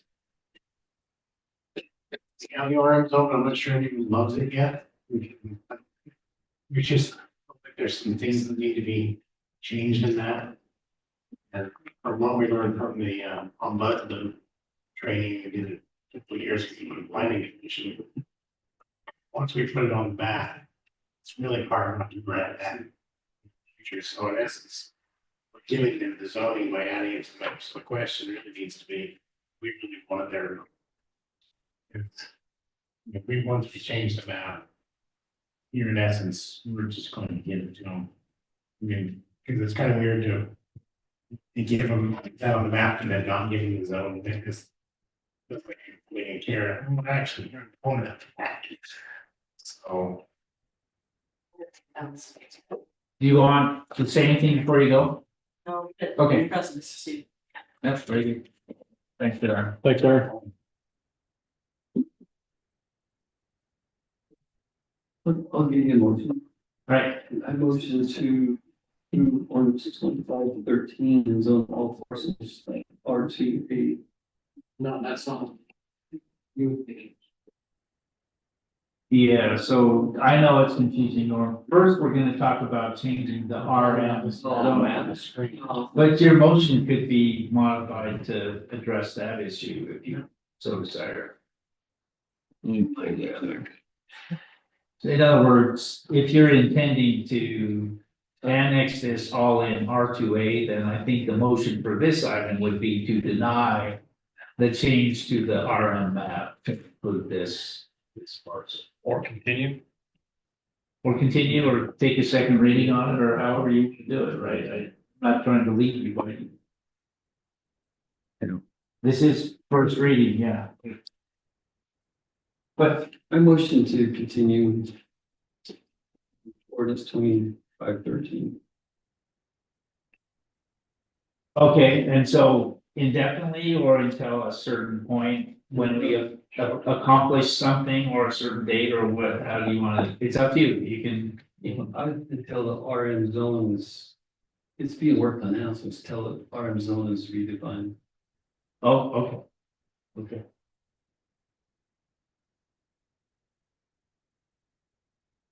If that's allowed. I think that a motion to continue which means postpone the discussion about remapping this property until Nibley City Planning Commission and the city council with staff's help have a chance to look at the RM code. And then So- see the plan in this area. Just to clarify, so would that come in the planning commission providing a recommendation to city council regarding the RM zone? Or as the, okay, So okay. that's the motion would include the continuance of staff.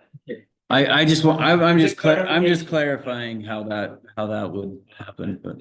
That this would continue at the city until at the council until the planning commission has worked through the potential for code amendment on the RM zone. And then that's when the city council would see their recommendation and take this matter up again at that. And so that's a clarification. Is there a second on that? Garrett has to say. Okay. No, it's for your discussion. Yeah, I think the area can do, I think everybody, yeah. Haven't built yet, we haven't built yet. No, haven't. So I think that's why to see how it work. I think the area can qualify for, ending the roads. We're all concerned about the 1 million. How that's going to happen.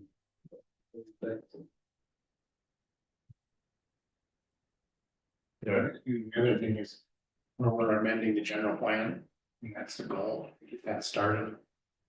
I don't know, that will change or not, yeah, you'll see 4,000 all the way through, and that, you know, in the future plan, will be a major thoroughfare. Could make higher density along that. Cause it's 1,300 feet roughly from 4,000. Yeah, let's be careful. We probably won't be adopting the general plan until next year. Probably, yeah, December, January. Probably January, February, realistically. That will definitely help with the context of the broader area here and how that all comes together. But I don't think we necessarily need to hold this specific proposal up for that, because that's quite a bit of time to wait. But I'm sure we can. Right. Unless we declare. Me.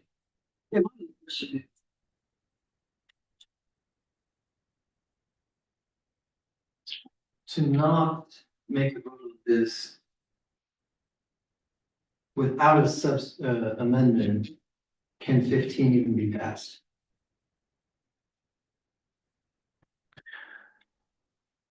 Not as presented, it would have to be modified. yeah, it would need to be modified.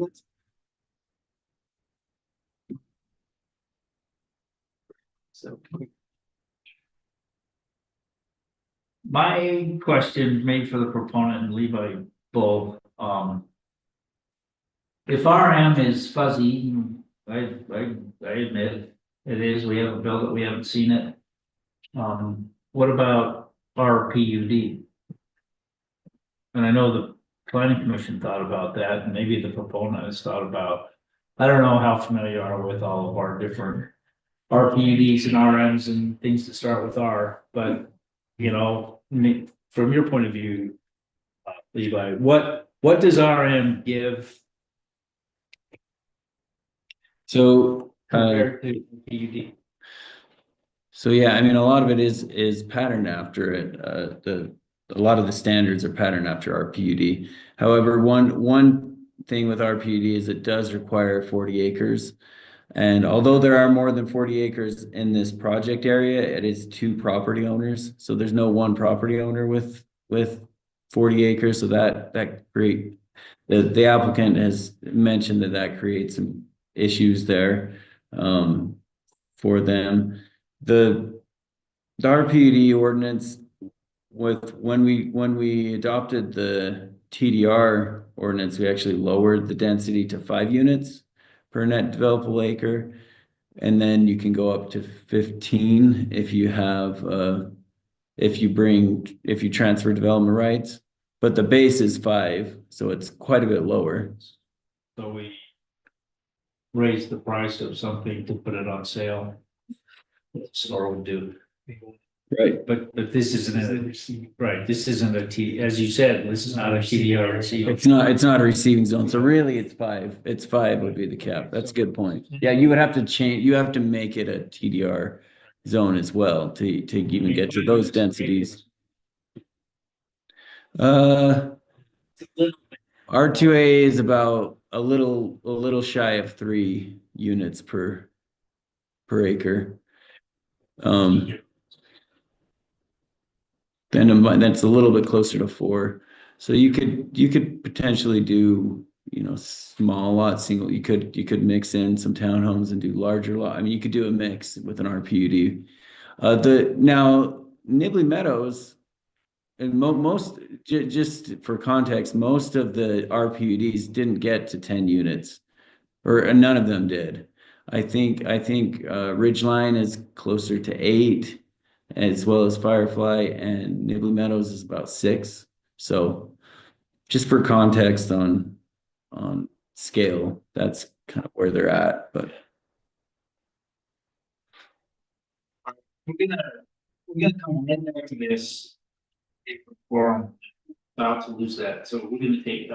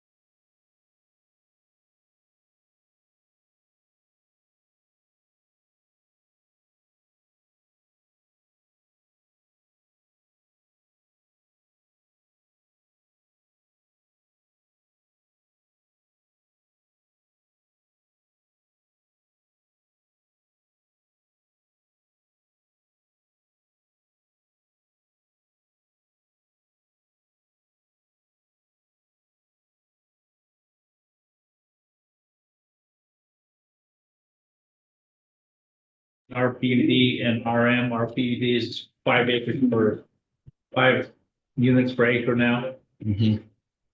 Um. RPD requires 40 acres. It's those, I mean, I think the council has something to figure out. I think you guys are onto it, and that is, the genesis of the RM. How it appears probably to be out of cahoots with the RPUD these days. It's substantial, they're not interchangeable by any means, and that was the question I was asking. So it deserves some serious thought. I would say another difference is the conditional uses. You can have commercial. Yeah, you can have commercial in there. It's RM is an administrative approval and the RPD is a legislative approval. So requires a master plan and a master development agreement at the beginning. So it's, Which, depending on your point of view, might be good and it might be a pain. yeah. Even if the conditional uses are allowed, that doesn't guarantee they'll come, right? Yep. Yeah, correct. Not an option if you're not. Okay. Other thoughts, please?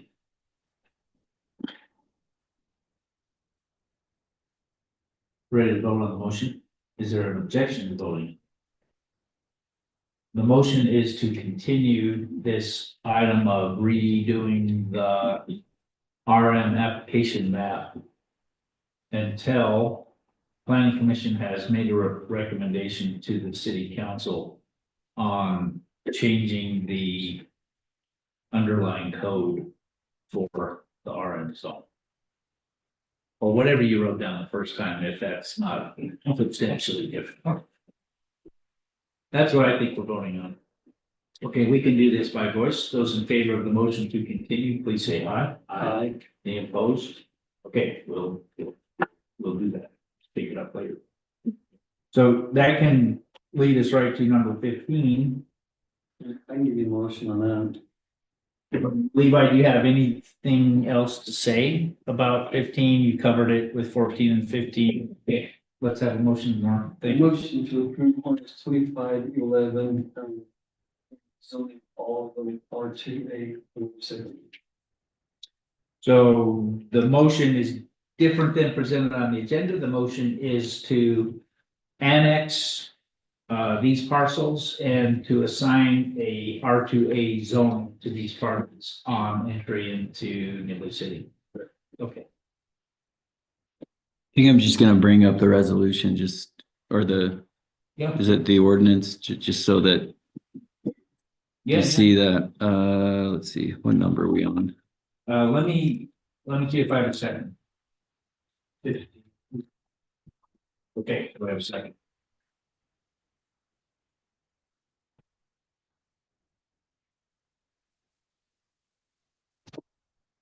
So I don't know if we need to change what it's called, since that might clarify it, but I would just add this to that first sentence.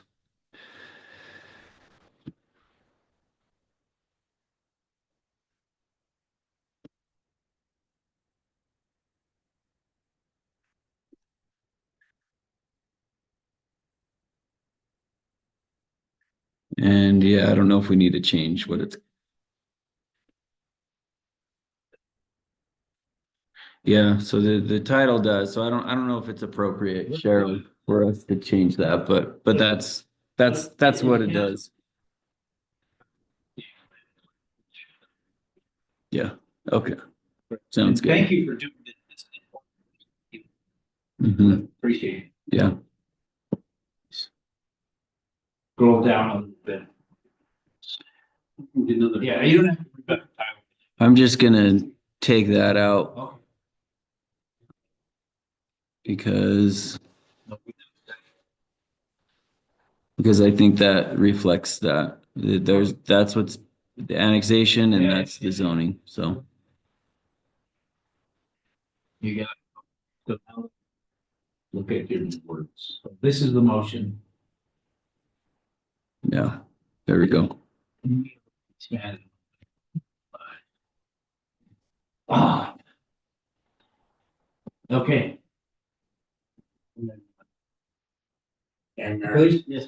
just for full disclosure, to be anything above board, I'm familiar with these properties. You know, to have research on these parts.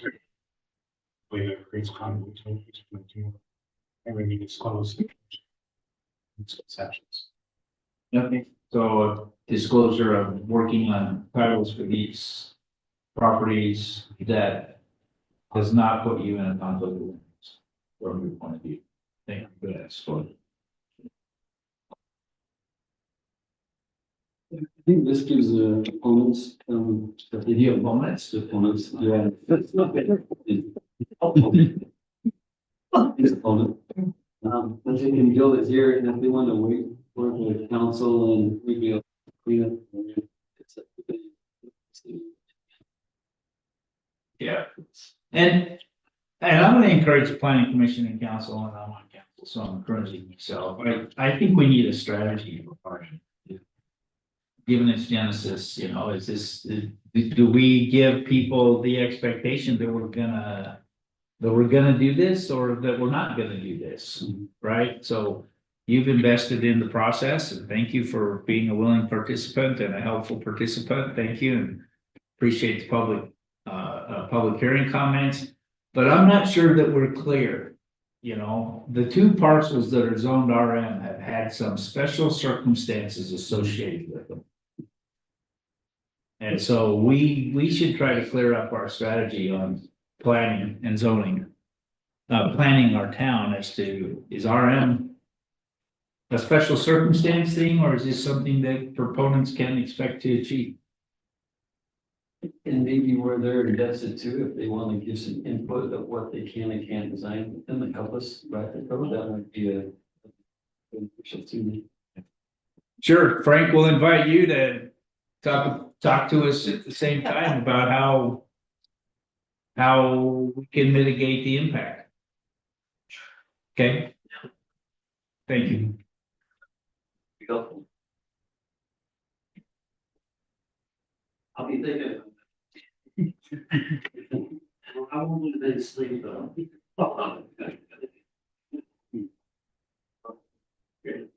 Nathan? Formulation question here. Right, I got it. I'll start with a different one. There is a little bit, so you did, just getting it on the record again. Cache County Council said, we're fine with this item. Yes. Cool. I think more than, I think they insisted on it. It's about 660 feet of road that we're looking at. Yes.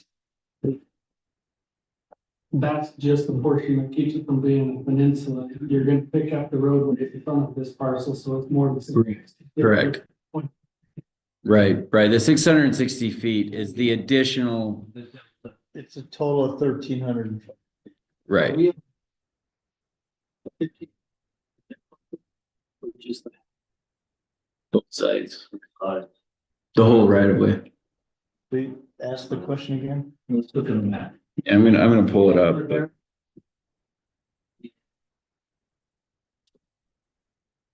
Is it a right of way for both sides of that? Oh. Yeah. Looks like it. it is.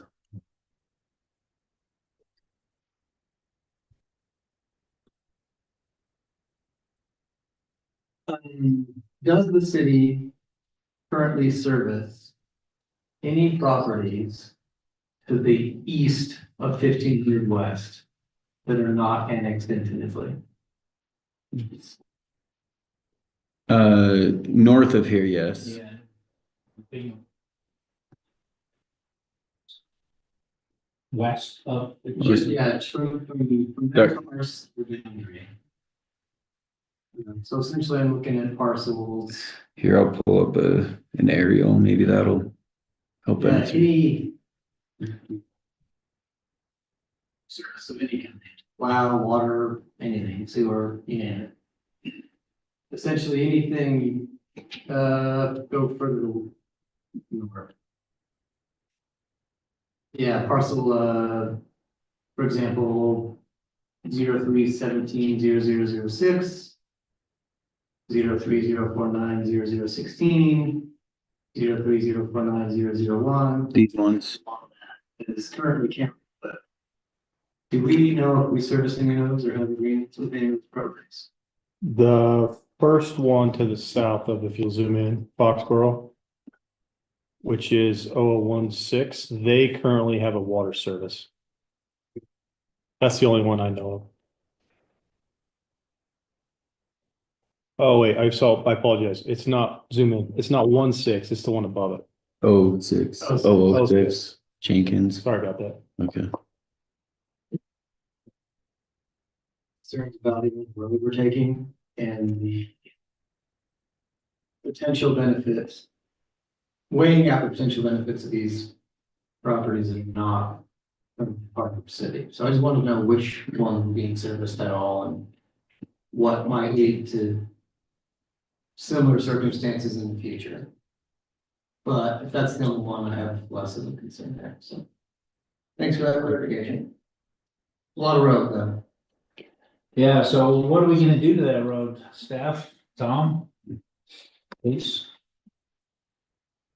We do have a couple of master plan utilities through there. This could help with the increase in the utility sizes. So instead of the city having to pay for an entire 18-inch water line, which is through here, we could work with the developer and pay for the increase from a normal 8-inch water line to this 18-inch water line. So there could be some cost savings if we can get these utilities in. There's a sewer line in there as well. The road itself, just when we plow it, we don't, and Steve can speak to this a little bit better. It's not like we just lift our plows and just, yeah, and put it back down. Steve works really well with the county. Right there, oh, gets me going around, get the rest of it, get out of it.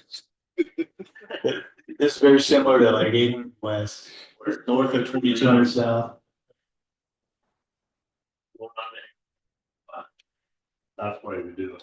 Yeah, but if you're plowing, to the south, wrong plowing.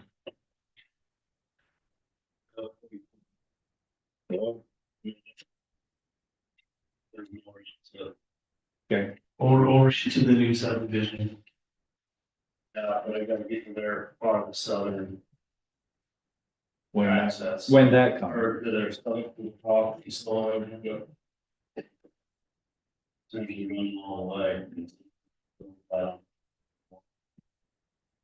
So does the county file the rest or does the hiring company get those or county? County does. Justin? Maybe to Dave's point, also the two homes that exist there on the west side.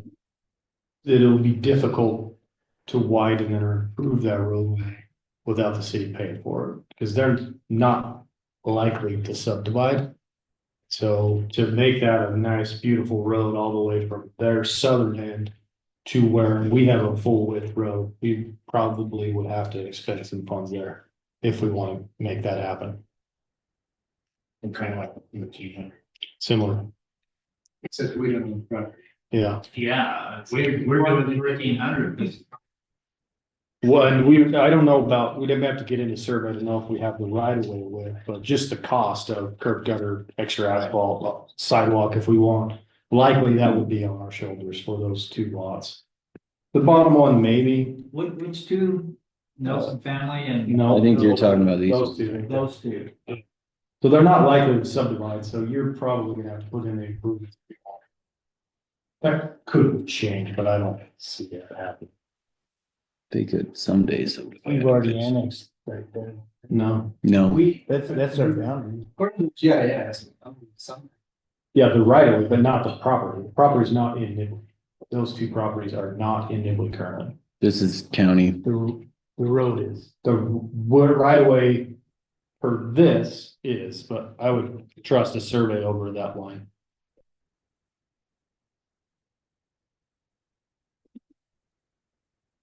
Yeah.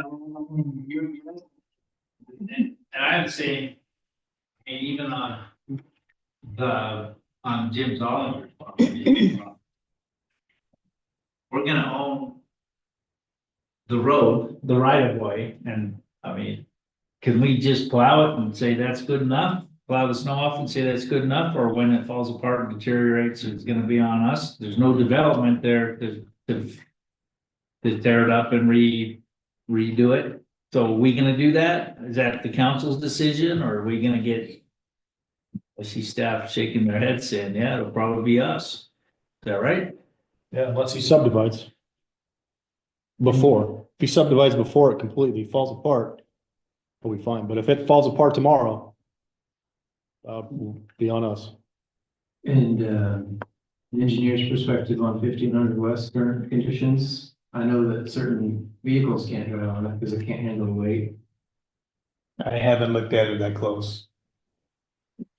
Yeah, I just got a lot. It could be a expense I don't love it. to take that road. And I think that we have taken care of a lot of county roads for a long time that we don't own. And, that other cities own. Currently. And it's just hard for me to stomach that sometimes, so. Just a lot of questions with this, and it sounds like the order they want to go in, that we're kind of moving them to with this ordinance is to do the top north ones first, which is what that's in Iowa's kind of their plan. The R2A ones, before getting to the one that is on 12th West, which to me would be easier because it's right next to and adjacent to our properties, or our cities already in our, properties already in our city. Yeah, and we're skipping Zollander. We're skipping it though. So the 0013 and the 001 are right next to Nibley. They're next to a road that they would help develop, and et cetera, right? But it sounds like their intent is to start with 010 and 011, which could work still on access to 12, but it's just a lot of road that I don't love. But I understand why we have to do it.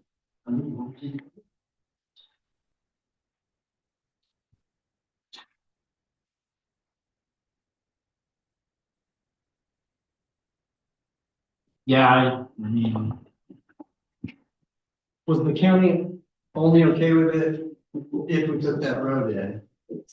Even though collectively, those properties all connect to us and still make a peninsula if we came into the Gulf West? Like, was it very contingent upon that road being also annexed? Correct. Yeah, and Tom, I mean, you can either speak to it or hand it to me if I want. It was expressed that they didn't want to do it unless we maintained the road. And we came together and determined that the ownership, maintaining and maintaining the whole road, not half the road.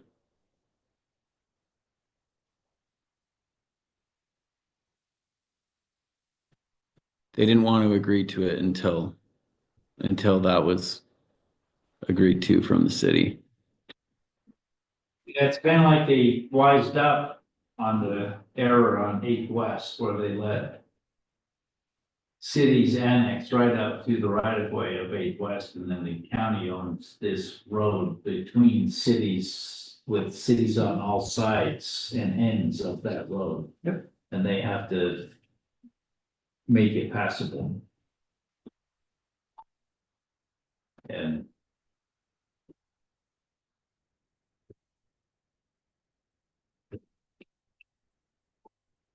I don't know, it would be interesting maybe in a second reading or something to understand how, you know, what kind of expense and I don't wanna spend the money to do a full engineering survey of the road. But, Maybe ask if one's been done yeah, I mean, see what kind of liability the city is subjecting its citizens to by accepting that road. The 1500 West Road. Yeah, knowing that odds are, as staff mentioned, those properties north not coming on board anytime soon, that we have, so. Right. And, I mean, we do know that 1500 West truck traffic is prohibited by the county because they say it's not in good enough shape.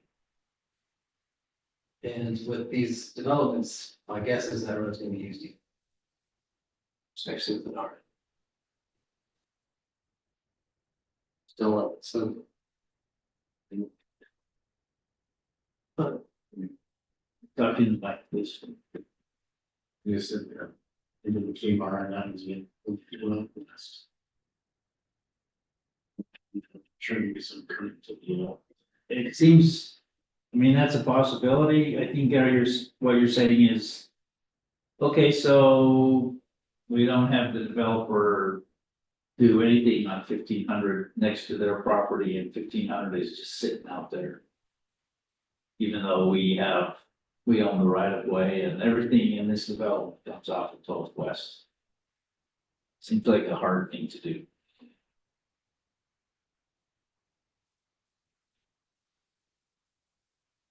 like a substitute motion to pass for first reading.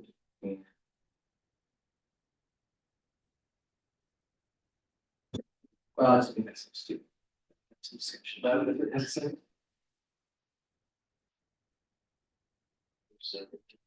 That's a little twig. Well, I had forgotten that, thank you. The original motion was to waive second reading, so the substitute is to pass for first reading. With the same, Then, only change zoning, so just the only change, and then we have a second on the substitute motion, so we will debate the substitute motion. So if the county says it's just added and everything else, would you just? No, I want this. I think it's great. I just have concerns about. Yeah. The conditions from the county and the citizens of Nibley. Assuming that cost and risk. The liability of the road that is gonna get built by the developer. By the developer, because it's never a developer. Then, Jim, and how he lives and what his kids do. What's the alternative? Why not turn it, just say it, turn it, this is a legislative action to annex property. And one of the reasons not to annex property is because it puts the citizens that live in Nibley at a liability to have to develop a bunch of infrastructure. I mean, I guess one thing between the two would be if staff wanted to chat with proponents about handling 0011, 0013 with this petition, figuring out the rest with 0010 at a later time. Yeah, so handle the east properties and come at it from 12th. Let's get to that, Levi. So are you suggesting that only those properties would annex? Or only, okay, yeah, in order to do that, we would have to start this whole process over again. But. And that, they would have to apply for that, like the proponent would have to, they would need to want to do that. And make an application and, yeah. And the notices would have to go out. Right. The whole thing, all the way from square one. They have been working on this for how many months? 5 months? You can come up. No, it's okay, you're the proponent, you get to talk to us. Anybody here from the county? If you wanna stick it to the county, or like Dollinger, and then just annex the center line of the road, you don't need the county's approval. And the reason why the county gets to look at this, is because the peninsula or an island, as soon as you force Jim Dollinger in, you can annex the center line of the road and force the county to maintain the west side of the road. As I would suggest doing that, because it like Mr. Dollinger, but that's another solution. A couple other thoughts. The one advantage of the city and the citizen taking the entire road is all of the other parcels that you're mentioning cannot access your road without your permission. If they ever want to build a shed or something else that accesses your road, you then have to say to allow so it's on well your portion. So to say it's never going to go, it does put you in control of the entire right of way. Where if you annex to the center, then they can go to the county, put up a shed, storage sheds, whatever the county allows. To come in on the county side of the city, not in charge of what happens on the west. So there's some give and take there. I'm not trying to tell you which way to do it, but that's the advantage the city would have.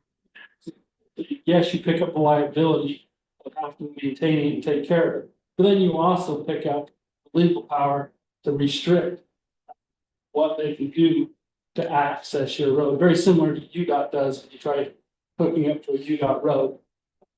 Hey, you want to put a shed in, that's a change of use, you now have to bring that up to UDOT standards.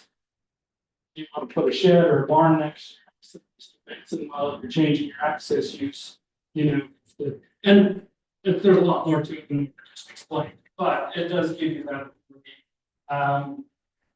Again, I really I'm letting people do what they want to do. That's why I never proposed to force it. This is all. Yeah. The ability, or the city has the ability to do. So if the traffic study that you'll do comes up and saying it's an F because of this road, you can't, or we can't do it because of that, will you help bring the road up to a higher speed? So I guess just to state your question, part of my development would bring it into a traffic study. If it comes back, my property grades lower than the E service level on that. Well, one, you just deny my property, so I either have the option at that point too or not. My guess would be that we'd have the city at that point, because that's the only way if it comes up. And if you want to go back a little bit, since I finally got up here and started talking, I've worked in a lot of cities. I'm more than willing to come and sit down with staff and look at multifamily code.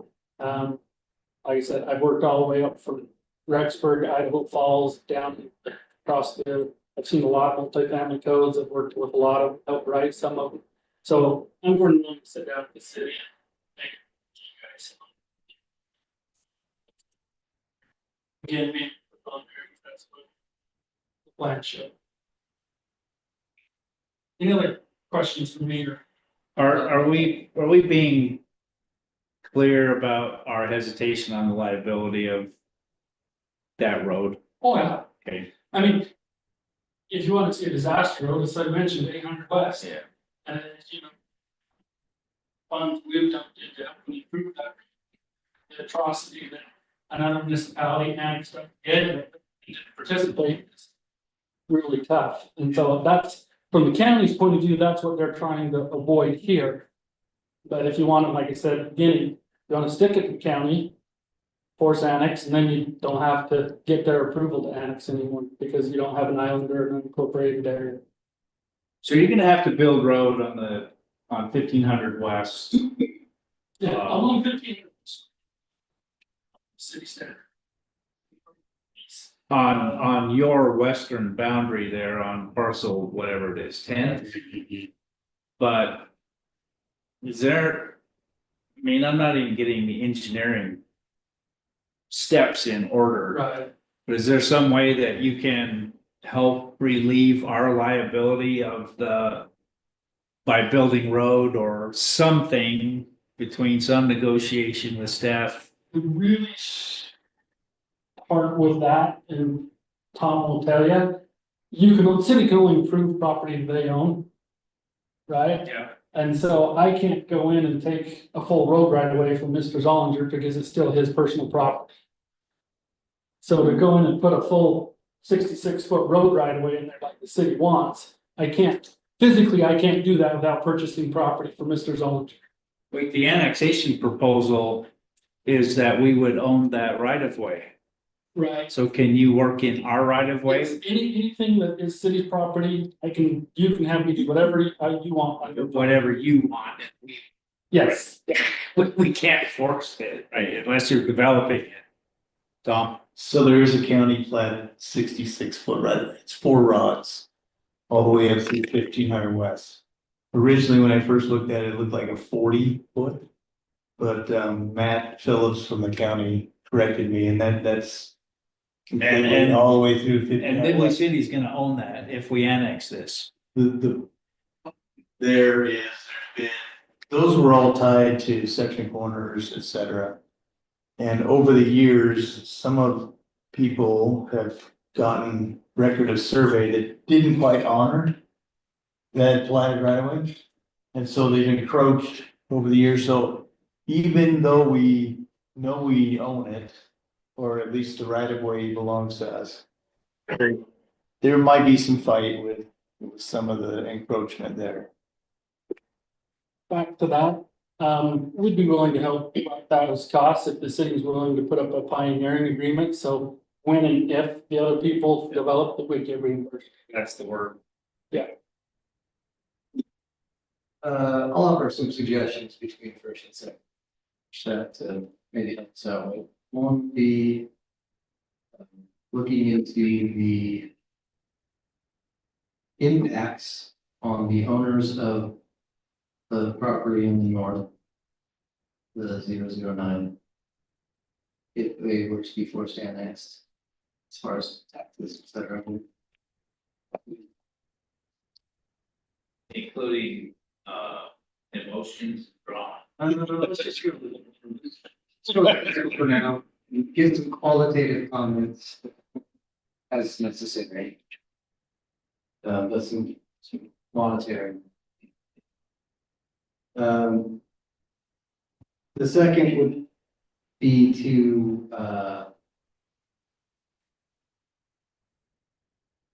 discuss what's being discussed now, I guess, with this component of verifying we annexed it all.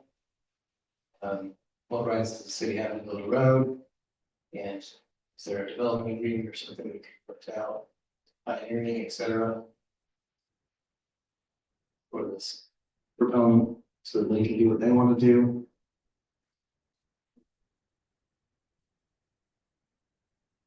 And I don't necessarily want to stick it to the county, but no.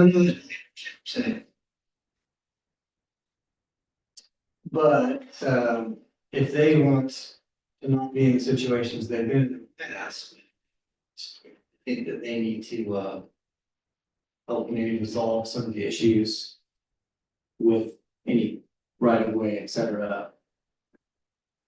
If we want to take care of the roads, they're not gonna do the whole road or do a half split with us, then they need to help make sure that we have the proper right of ways, et cetera. So I guess just talk to the county. We can talk about this in a second. But even if we drag the Jim Zollinger property in, if he doesn't develop, we're gonna build them. Because it falls apart. And people, we own the road, we own the right of way, it's falling apart, people need to get down to parcel 10. And it's just impassable. But why not just a half? Why is the county insisting on both? Especially if we have people in the county above that. Okay, Does that make sense? so we'll develop half of it. We'll develop a half road. That's the last suggestion is, hey, county, why a whole road if this guy doesn't get forced in? So it has a lot also to do with utilities. There's not really any mechanism.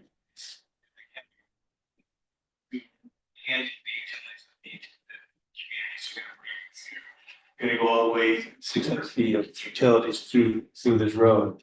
And so they don't have a mechanism, so I fear that if we want to stick it to them, that we are going to encounter some bigger issues with regard to restrictions placed on utilities and things. Where they could pass a countywide ordinance that says you cannot pass utilities through to connect gaps in You'd have to city put or all- grid. I don't know, they can get creative. So But what I've was, seen landfill laws that are very creative. what was the plan? What was the plan for utilities before we got coerced into looking at accepting this road, adopting this road, annexing this road? What was the plan for utilities then? There's not really any plan on paper yet, but that's the most logical place to connect it. It goes all the way down to that black line. But if the county hadn't forced our hand on accepting ownership of that road west of the Jim Zollinger property, there would have had to have been a plan at some point for utilities to get to these properties without using that road. I'm not saying we have that plan or know what it would be. We do have master plan utilities. They're very large, coming into 1500 west. They also go down to 4,000 south, which currently is a county road as well. Yeah, maybe, I'm sorry, I forgot your name. Dan, I'll ask you, I mean, if the county has told this city.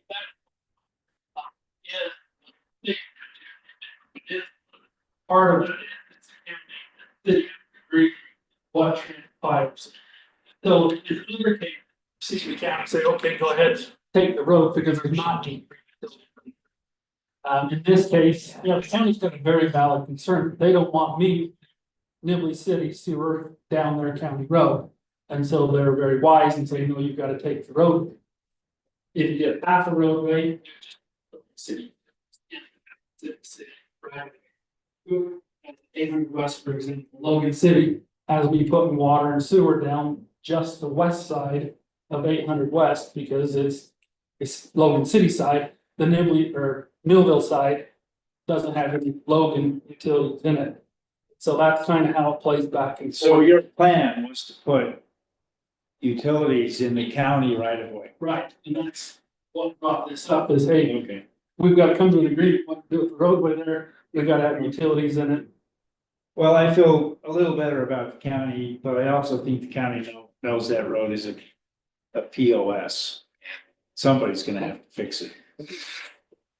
Well, it'd all be a bigger POS, we run sewer and water.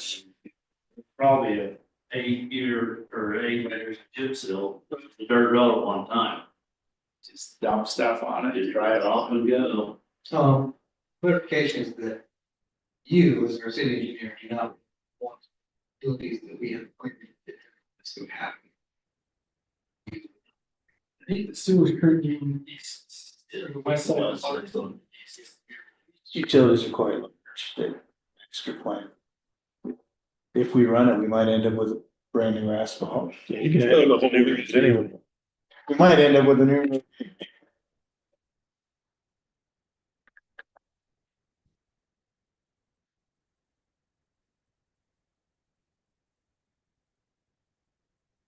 Yeah. Why it's taken so long to get to this point, Steve.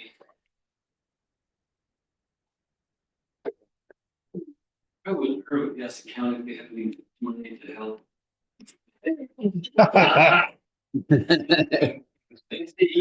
There you go. There you go.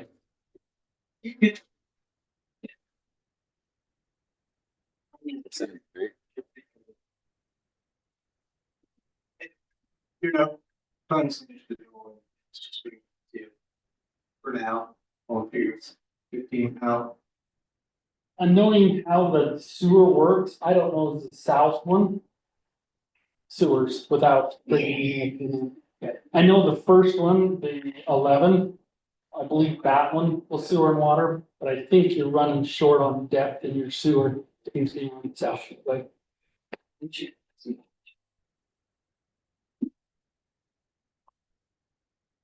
The motion for the council is to adopt for first reading and R2A. We're ready to vote. Any opposition? Saying none, those in favor of adopting the first reading, please say aye. Aye. Any opposed? None. Clear as mud for staff and Dan. It's tough. I'm sorry. It's tough. I get it, see all sides of it.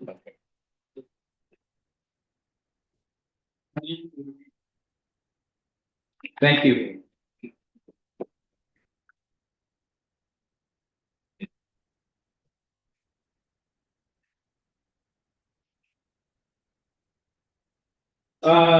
You guys good to press on? Okay, let's do it. Public hearing, we'll get ready for public hearing, increasing Nibley City water rates. Thank you, Mayor. Leave to bring in the presentation. Second. It's low.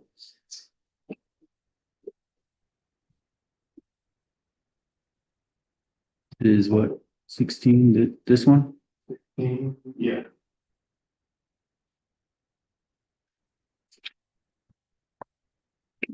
Expand it so that maybe.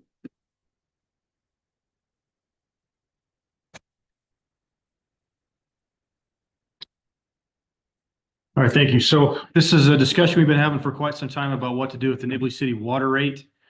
We have a capital project coming up that need to drill a new well to be able to supply water to meet state requirements for source capacity. And so staff and I have been reviewing this. We've been speaking with advisors, trying to figure out the best thing to do and what to do. And as part of that, we really need to look at the water rate. And the water rate has not been really adjusted since about 2005. In 2005, base rate was changed to 250 and the usage was 90 cents per thousand gallons. In 2020, we restructured the rate, but we didn't really increase the rate. We restructured, created a base rate of 1550 and included 5,000 gallons in that base rate. But then the new thing was the added tiers and then the range from $1 to $1.25 per thousand gallons in those ranges. So it was restructured, but it wasn't necessarily increased to bring in any more revenue than what was being brought in before was kind of how it was designed. So, you know, how does that work where inflation and the economy and how things are working? This makes more sense to me to look at the lower chart in 2005 when that rate was first adopted at 1050. $1,000 was $1,000, and today we can only get about $600 worth of supplies, materials, anything. The buying power is only about $600. So we've lost a lot of buying power with that rate. Now, you'd think that that would sink the ship and we wouldn't be able to continue, but what compensates for that is growth in the city. So as growth happens, you're able to hold that rate down because back in 2005, there was 588 homes paying into the system. And now there's about 2,300 homes paying into the system. And so at some point, there's kind of this break point where you start losing money in the system and things start to go south. And we aren't necessarily quite at that break point where things are looking bleak and horrible, that we need to do this massive restructure, but it is clear that we do need to raise the rate as we've looked at this and as we've analyzed it. And really what has changed over those years and what is costing us more money is first and foremost salaries. You guys have been well aware of the adjustments that have had to be made over the last few years to keep up with inflation, cost of living. I think we were up around 14% a few years ago. Then we did 9%. And so really salaries have been a big part in trying to make sure we take care of and maintain and keep good quality employees here at Nibley City and really just try to keep up with inflation. So that's really the big one. And also the last bullet item, the administrative transfers is a way to take money out of the enterprise funds, which are stormwater, water, and sewer, to pay for things in the general fund. Things like my salary, things like the public works director's salary, people that are paid out of the general fund, but support and provide services to those enterprise funds. And so I'll show you a breakdown of the administrative transfers, but really a big part of the administrative transfers is the salary increases. The other one is just water meters, and water meters are important to make sure we take care of and maintain because that literally is the source of our income. If our meters aren't operating properly and telling us how much people are using, then we don't bill properly and we lose money. And so we've made a concerted effort over the last few years to try to make sure we're taking care of those water meters, getting them repaired, getting them fixed, getting them replaced as they needed to. And also, those have just gone up so much from where we were a few years ago. Some of the technology has improved that's made the components easier well, actually, the components are simpler, but so they've made it so that you can't piecemeal meters together anymore. You can't buy a part that's broke. It's one unit now. And I believe those are running around $400, if I remember correctly, where a few years ago they were closer to 250. And so they really have just gone up. The other thing that's gone up quite a bit substantially is the water share assessments. Nibley Blacksmith Fork has really gone up. They're the bulk of our water shares that we own, and we pay, I believe, I should know this. I shouldn't even, I can't remember the time, but anyway, they've really jacked that price up over the last few years. So this is a detailed breakdown of the operational cost for the water department. You can see along the right the increase since fiscal year 18-19, and on the bottom there you can see about 42% growth, or not even growth, but just increase in cost to our operations of the water department. I wanted to just point this out real quick. This is how we break out those administrative transfers. We take everything out of the general fund that helps associate utility managers, envelopes, city hall, used to be, but we've paid that off, so that's not a good one to say. But insurance and just really things out of the general fund. So we take a lot of money out of our enterprise funds to cover those costs, because those costs are paid out of the general fund, but they really are supporting those departments. So this is how it's broke down. If you're interested, I can go over that in more detail later. So again, inflation is really hurting us. Growth has helped us, but we're still a little bit out. We have to do some big projects coming up. I've already mentioned the well. As we try to plan the well, some of the key things they look for are the debt coverage ratio, which means per your rate, how much revenue are you bringing in compared to what your expenses are, and making sure that you have enough revenue to cover your expenses plus their debt service. They really look at how much the debt service will be. They also look at how many days cash on hand you have, and they try to formulate this plan of if you qualify and should be, if your rate is structured such that you should qualify for these loans and be able to get this help building these projects. So those are the things we looked at. The other component that do those big projects is impact fees.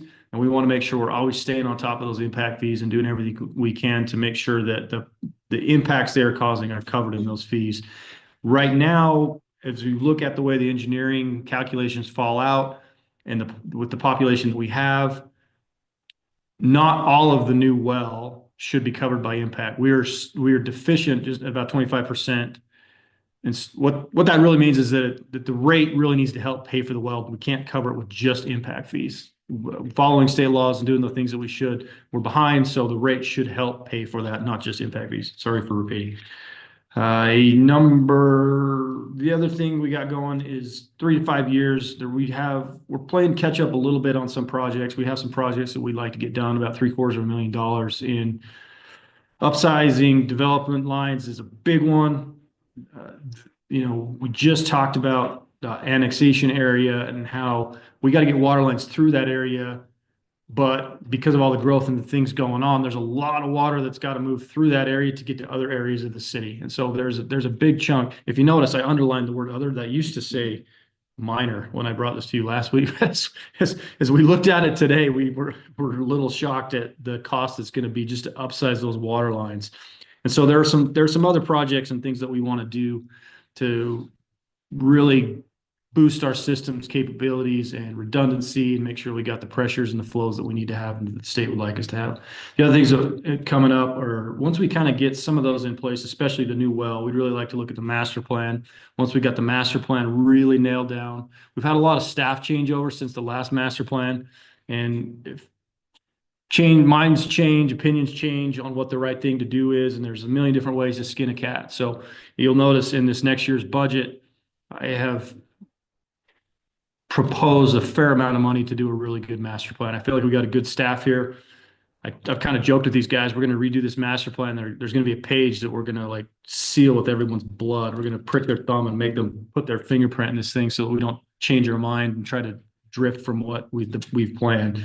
And so, but that's so critical because then we can look at and we can calculate those impact fees and keep them where they need to be and appropriate to cover the costs that we need to. So I'm not going to hit this too hard. I showed you guys this last time, but this is just base rates across Cache County as a good comparison. Again, every system is so unique that it's hard to say they should be equal. They're never apples to apples, but just to give you a feel for what people across Cache County are charging.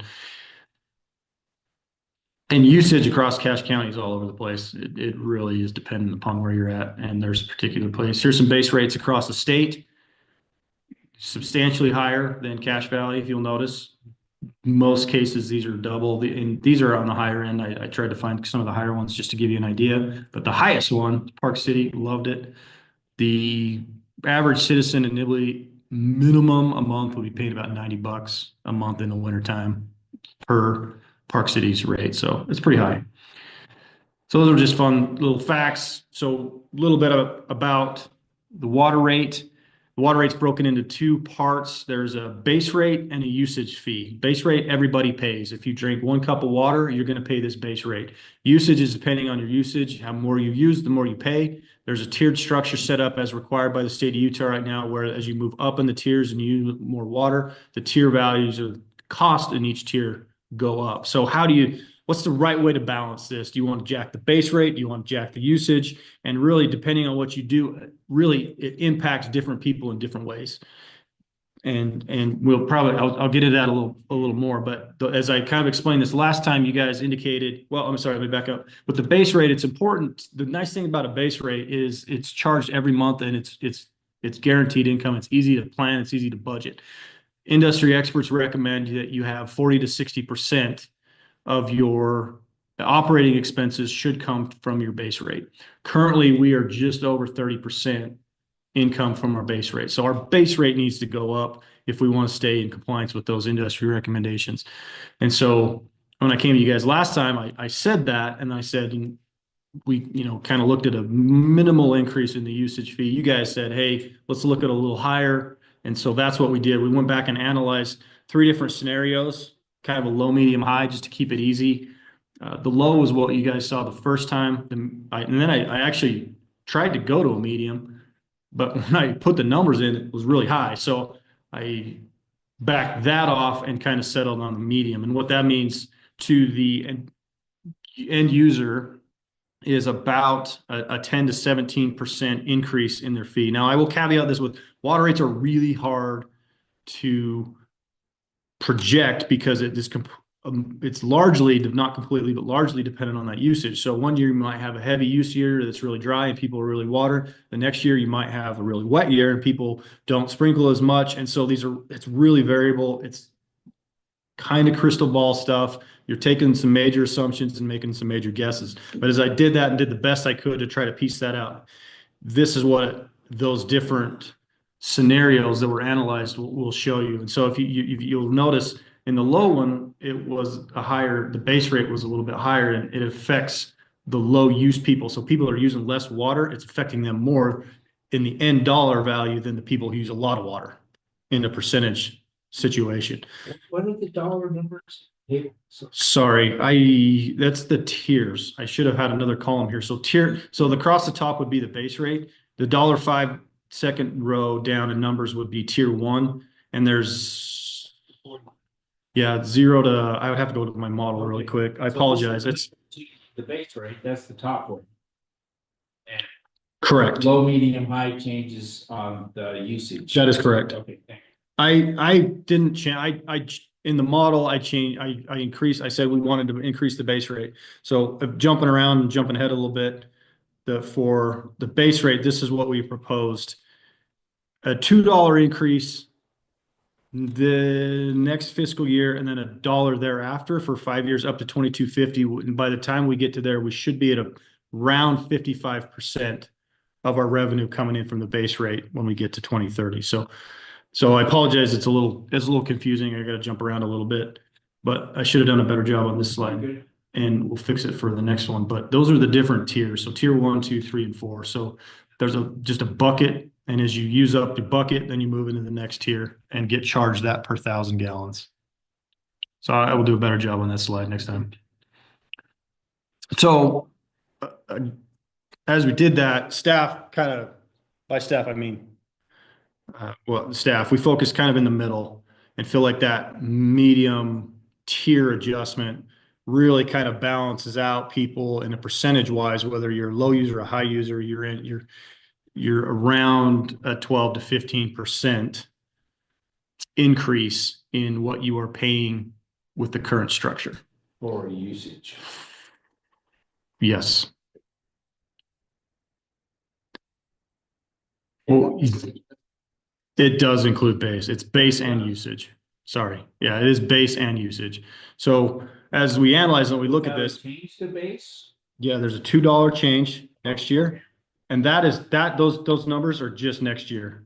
So the year after that, there would be much smaller, right? Because we're only jumping the base rate $1 each year. So the top row should say $2 on medium, because that would be a $2 change from existing. Yeah, I think what I'll do is try to show both the base and the tier in this chart a little clearer. So this is just the base rate adjustments, and the vast majority of our base rates are 1 inch, because even townhouses, even though many of them are served off of a 2-inch meter, we charge them a base rate. And Wendy kind of explained this earlier. So each townhouse gets a base rate, and then there's a master meter, a 2-inch, and for each base rate that meter serves, they get 5,000 gallons. This is a super pain to kind of keep this all straight, make sure it works. But if you have 8 townhouses on one 2-inch meter, you get 8 1-inch base rates instead of 1 2-inch base rate. So we got to make sure we keep all those clean. That's how we charge them. So my point is that our bread and butter is a 1-inch. It also includes some older 3/4 inch, but that's where the bulk of our services are, is we bring in on 1-inch. We do have our 2 inches are going up. They're landscape meters for these HOAs. And so they do pay a base rate and usage on those. And as I was looking at some of the data, it was interesting that most of the townhouses, it was very rare that collectively they used more than the 5,000 gallons that per unit that they were allotted. It was we looked at 7 or 8, there were very few that actually used more than that. Now, but that's because those are just culinary meters. Then that same HOA had a landscape meter that was using a lot of water, and I didn't have time to kind of match those up to be like what it would be for a townhouse and a yard. I can show you. I was going to remember this. I can't remember, because remind me to come back to the yards in a minute. But I wanted to this, obviously you can't understand or see this, but I just wanted to show you the level of detail we tried to go to try to project and try to nail these numbers down. This is all of our operating budget. This is all of our expenses. This is all of our revenue, our impact fees. Everything kind of goes into this Excel spreadsheet to try to model and predict what's going to happen in the future and how much money we need. And you kind of can see that green row is the days cash on hand. It calculates your debt ratio to cover everything. So I can pull that open and we can show you those if you want to get into the details of messing with the model. But just wanted to show you, this isn't just completely smoke and mirrors. We really tried to buckle down, really tried to put the screws of this and get as close and as good as we can.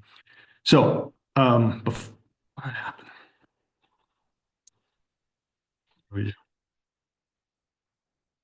Go back. Okay. I think to update you where we're at, I really wanted to get your head nod on this is the direction that you would like us to go. We've had a workshop, we've had a first reading, and I think what I'd like to do is, for the next time we bring this back, is do a little more advertising. We had a public hearing coming. We did advertise for a public hearing tonight, but I would like to be a little more specific that, hey, we are discussing a water rate adjustment. This could impact, people up to, 10%. And I can show you what that number is off the top of my head. I cannot remember what it is, but I need to open that file and show you, I want off of memory, it's about $50 a year is that 10 to 15%. Yeah, I think you had a slide that said that. Oh. It did. $50 a year is the range that we're looking at. So I would just like to advertise that a little bit, get that out there, give people the opportunity to come in. We'll have another public hearing next meeting unless you object to that. But I just want to give people the opportunity. We've hit this hard. I don't know that the public is well aware of it. And I don't really want to surprise them, but we are up against the clock. We want to try to get this done, separated a little bit from the truth and taxation stuff if we need to get into that. And so that would be my proposal, is for you guys to tell me whether or not this is enough, this is the right path, and kind of advertise that $50 a year for an average user. Sure, we're gluttons for punishment. Yeah, I think that's- unless I am completely open to, if you guys want to postpone it, whatever you guys want to do, I'm willing to do. I did forget to mention, and I'll have this way more polished for our second reading if we have it and we want to have a public hearing again. But in the model, we do still have to go obtain a loan. We've mostly focused on going to the Division of Drinking Water with the state of Utah. They give the best rate. They've got the least strings attached. And I am proposing in this model to go borrow $3 million to construct the new well. I think that's a little padded. I think we could probably get away with 2.5 million, but I think I'm going to go in asking for 3. And then if we get bad bids back and things like that, we can maybe knock it down to 2.5, which only helps the model. But I think it's never fun to go back to the Drinking Water Board to ask for more money. So that's the second thing to be aware of as we work through this discussion in the water rate, that if you give us the green light, we will be going to apply for a loan for $3 million. Okay, questions for Justin before we open the public hearing? Let's do the public hearing. Who wants to talk about the cost of water easily? You might get another chance if you were listening. Anyone care to address us? Okay, we'll close the public hearing. Thank you, Justin. Okay, and the other thing I forgot to mention was commercial and industrial. It's a little higher. If you notice on that slide with the circled, they're closer percentage wise to what an average resident would pay, but they're looking more in the few $100s as opposed to $50. So this commercial property would be paying about $600 more. This one was $750. This was $800. Actually, that's the high one. I didn't do all of them. Institutional is school and churches. So schools will see. You know what? I apologize. I have the medium one in my other spreadsheet. I had downloaded the older one to the box and then tweaked it. So I don't have the exact numbers for the medium on here, but it's about 15 to 20% across these, which was apologize. It's more substantial dollars, but the percentage was pretty close. Yeah. The yards I mentioned, this is just for education. You know, if you take the base rate, times it by 12 months, really should be what an average home will use in cooking, cleaning, washing, all those things. 5,000 gallons really should get you. I have a family of 7. I pretty rarely go over the 5,000 gallons for what a month. And so if you just kind of guess that most families should be doing that and just calculate their usage, gives you an idea of how much people are paying to water their lawns each year. And it's in the $400 to $500. This person here obviously has secondary water. There was no usage. 450 is pretty high. 360. Some of these smaller lots on this 193, 340. So there's kind of a range depending on how big your yard is and how much you water. But people in Nibley generally are paying about $200 to $500 to keep their lawn green all year. You might as well just put our names on those next time. Yeah. Cause Oh, we you guys know are who the, those people are. oh, you guys are the ones that keep bringing it up, not me.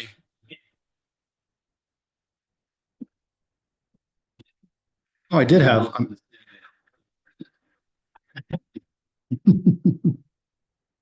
Hopefully all that made sense. We've tried really hard to really put the screws to this to, justify the expense and justify the increase. This isn't just smoke. This is us projecting projects, projecting needs. We projected hiring another employee in a few years. We projected the cost of capital improvements, equipment. And so I don't know what else to do to be more accurate. I think one of the things we'll have to explain is if we have to grow the system, do a new well, increase the capacity of the system, why aren't impact fees paying for that? Okay. Yeah, and I can pull the reality, in my opinion, of that is the impact fees should be covering them, but the way the state calculates usage is so padded that it's the rate the payers are going to have to help pay for it. How to explain this? It's just not, and maybe there's not a lot we can do about it because of the way the state makes us compute impact. Exactly. Impact fees are very We can calculated. compare impact fees at the same time and say, yeah, we need to do another impact fee study. But I don't think we're small on impact fees in this town. No, we're just shy of $4,000. For water impact fee, we can say, well, we do charge impact fees for new development. Look what other towns charge. Yeah. Justify it. That, yeah, it would be nice, but we're already charging impact fees and we'll do another study. Yeah, that's why master plan, super critical. As soon as that's done, relook at the impact fees. But you're right, I don't envision us being able to jack them much higher than they are. But I didn't do a very good job. I don't feel like I will have a better explanation. I mentioned in the one slide that there's 25% really is being covered by the rate. 75 is being covered by impact fees. So the bulk of the new well is being covered by impact fees. The bulk of the payment for the $3 million loan will be covered by impact fees, but not all of it. And so there's some burden to be borne by the ratepayers, partially because number one, if we don't keep up on those impact fees, we could get behind, but also you could argue there is some benefit with redundancy to the system for the existing users. Right now, if we lost one of our wells, we have 3 wells, and if we lost one, we'd be scrambling. Like, it's not the end of the world, but we would be really on edge. We would be scrambling. We'd be running those things probably all day and all night. We'd be watching them like a hawk and we'd be under a lot of pressure to get the well back up and running. Whereas if we get this other well in, there is a good amount of redundancy and it would back that way off. So there's some benefit there. Oh, help me out, Tom. Anything else benefit wise to the ratepayer? Well, I don't think anyone can deny that we're looking at higher rates for water, we're looking at higher rates for wastewater treatment, we're looking at higher rates for 911, we're looking at higher rates to use the library, looking at higher rates to empty our garbage cans. I mean, there are inflationary pressures at work. Yeah. So the rate going up isn't just because of new growth, and impact fees mitigate that, but the fact is I sound just like other people that come in here asking for more money. Well, things just cost more. And I feel really good about this getting us through the next 5 years. But after that, we might be looking at another bump in about 5 years because of development pressure with those upsizes. And if we don't get our impact fees in place in time, there's also, where was I going with this? Our next capital project is a tank. And tanks are not cheap, and so we also have no built-in reserve and replacement fund necessarily. I've programmed in trying to spend about $1 million in about 10 years on replacing, but we have 4,000 feet, 4,800 feet, 44,000, sorry, too many numbers going in my head lately for budget season, but 44,000 feet of what is called class pipe, which is the precursor to the blue PVC that's used in the industry today. It's a brittler pipe. It doesn't last as long. It's more susceptible to high pressure water hammer issues. We've had some leaks. We've been lucky, but we have a fair amount of that that's going to need to be replaced in the next 10 to 20 years probably. So we need to figure that in. Pretty abysmal long term when you really want to nail it down. So we've tried to be as gentle as we can, but really, we need to get this done for at least for the next 5, maybe 10 years. We'll see.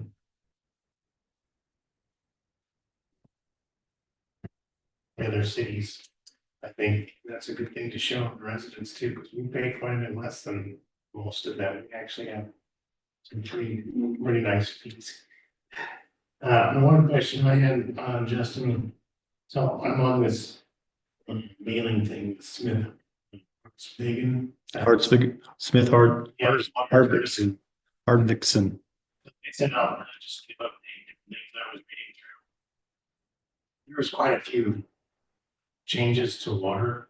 Yeah. This year, like there was 17 bills. Yeah. What's funny about that is the legislature said, this year we're not going to do much with water. Oh, yeah.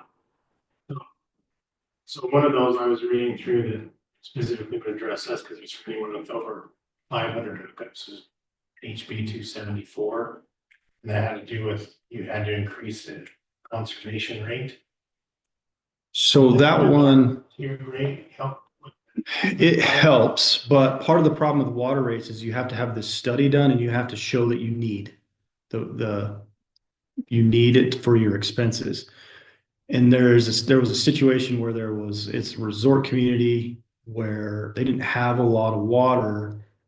And so they were really trying to incentivize, you guys have got to cut back, so they just jacked the rate really high, like really high. And these people are, trust fund hedge manager people with good friends that were lawyers, and they sued the system and I don't know if it's done or where it was at. And so, but it challenged that your ability to just charge a big fee for conservation. So this law was implemented it was proposed and pushed, what's the right word? Sponsored by Casey Snyder, our representative. And the bill basically kind of allows, if I understand correctly, allows more cushion for just jacking your rate for no other reason than conservation. Yeah, when I was reading through here, basically you took a point where It had to hurt. once you get like third tier, you had to Yeah. move it up enough to promote conservation. Yeah. And I believe it gives you till 2027 to figure kind of those details out, I was actually going to bring that up and forgot. So there's a little window to figure that out. I think people are really trying to iron out what exactly that means, because there was some discussion about you had to track it and had to use it specifically for conservation efforts. So kind of like its own little fund. So there's still some questions there to be answered. Yeah, I just.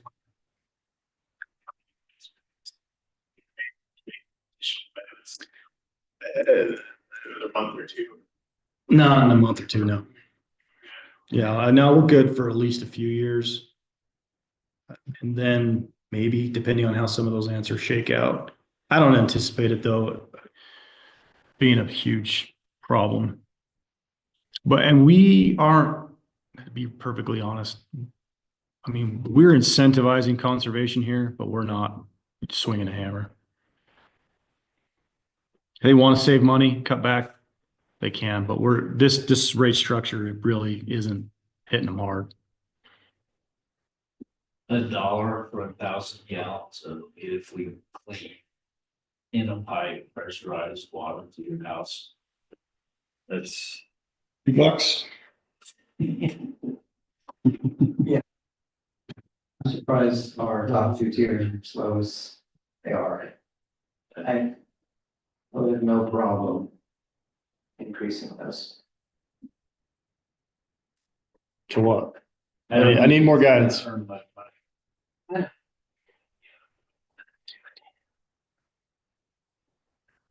No, they do get up to the tier one. Really, you want to try to cover, Yeah, tier one. I mean, a little more than the base rate, give people a little cushion. And then after that, whatever you want to do.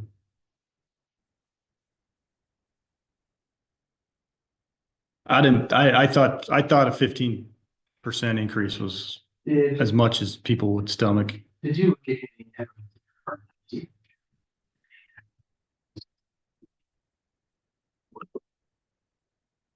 City increase? There was a bill that tried to discuss that and make urban farming more possible, but I'd have to look into where that ended. I forgot where. No, most of any agriculture property in Nibley has secondary water. Yeah, all of them. Morgan Farm. Yeah, Morgan Farm, all of our parks, well, not every one of our parks, but a lot of our parks have secondary water. So there just isn't that much of it. Yeah. And the other reason not to jack the higher tiers is because, this is just Justin Mon speaking, we don't have enough commercial and industrial. They're the bigger users to really make a difference in the amount of revenue we bring in. They're big users and you penalize them a lot. They're going to be paying out a bunch of money, but that doesn't move the needle very far in our overall revenue because our bread and butter is the 1 inch and the residential uses. So we could make them all mad by jacking those higher tiers. It's just creating incentive to consider. Yeah. Yeah, it's definitely a balance. I think I started the last meeting by saying there is no one answer to this puzzle.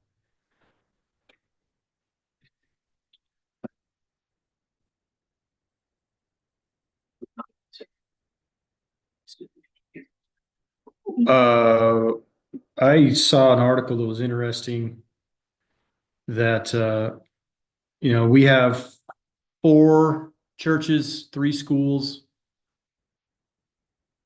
but at least LDS churches, there's a big article about how they're dumping a ton of money into smart controllers. They're getting behind conserving. And that's something, whatever we want to do to incentivize conservation, if we want to have our own program, a rebate program to conserve, we could walk down that road. Our conservation plan right now is, to be honest, it's basically education, pamphlets, and trying to educate people. State. Yeah. For the cost of. Yeah. Yes. Yeah. There's also rip the strip stuff. I know there's been a few residents taking advantage of that. Rod's looking at doing that on a lot of our city properties in next year's budget. So, like I said, we talk about conservation, but we don't push it hard. We do increase. Yeah. Yeah, if you want to talk about it, in my opinion, a great conservation incentive is we use the evapotranspiration rates off of this weather station out there. And we adjust the tiers based on what the actual water demand of the landscape was. So now you have people that are overwatering because they're not adjusting their meters, the box on the wall that runs Based on weather. based on the time of year. You could actually do a really good job, cut down half your water rate if you just changed your clock based on the day of the year. August is different than April. And then you change it based on weather. So citywide, we have a variable tiered rate depending on what the actual evapotranspiration demand was for that month. Justin, it looks like he's. Would you like me to explain that in the No, next? I understand what you're saying, but to run the software we have a hard enough time putting the correct size meter and charging the correct base rate. Like I've been trying to iron that out for years, like making sure everybody's paying what they should be paying in the software and the system sounds simple. But it's more difficult than it sounds. I kind of mentioned already, we have to have different rates for 2-inch meters that serve different amounts of units. And it's complicated and it's messy. And if you mess it up the first go, it's hard to catch later. And you might miss out on 25 years of base rate. So anyway, I hear what you're saying. I don't have the technical capacity to do that. I'd need some seriously upgraded software. You might have to write it. We already built the instrument to modify the irrigation. But not the software to We bought run a my smart accounting controller. program.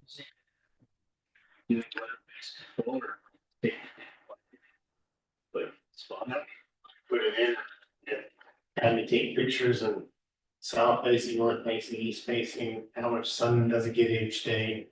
It took me forever to put all the information in a minute, figured out all my stuff. Does it get weather data into the controller? Yeah, like if it rains or if it's forecasted to rain, it won't water and it'll skip it. Yeah. Good for you. So I have I a, say 35% last year. Oh, it looks so great. so I have a ratio. And There's the rub. yeah, People don't like to trust their landscape. We built these. People don't like to trust their landscapes to a machine. yeah, I tried it as well, and I didn't, I must not have put as much effort. Cars to drive themselves. Yeah, mine didn't do very good. It said. Yeah, I don't know if we did it. yeah, we're getting off. So,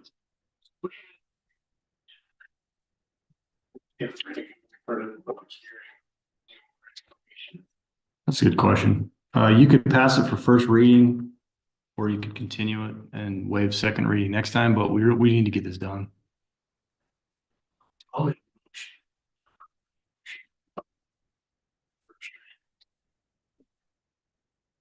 yeah, that has a specific rate and usage change in it, as you know, but we can change that on second reading. Yeah.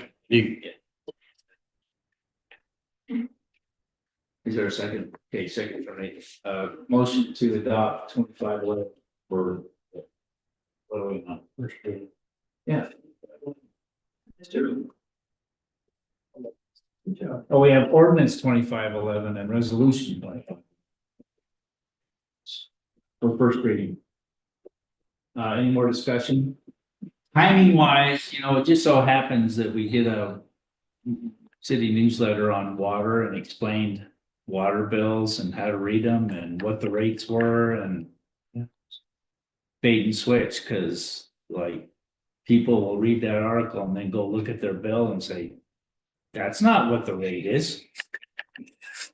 It's up to you. You want to change it. I mean, the sooner the better, but if you want to delay it 6 months and get through truth and taxation first, you can do that. It's up to you, but the sooner the better. Well, I think we should definitely put another public hearing together. We can tighten up the presentation. You did a good job. You showed the council how hard this is. I mean, you just tell people, based on this and this and this, here's what we need to do. And we'll continue to monitor it and reevaluate it as necessary. Discussion further? Those in favor of adopting first reading and scheduling another public hearing. I'm gonna put that in. So Brad. Please say aye. Aye. Opposed? Okay, passes, please. Thank you. It's a lot of work. Yeah. And I would fill it off as you see it go through the details. Public hearing.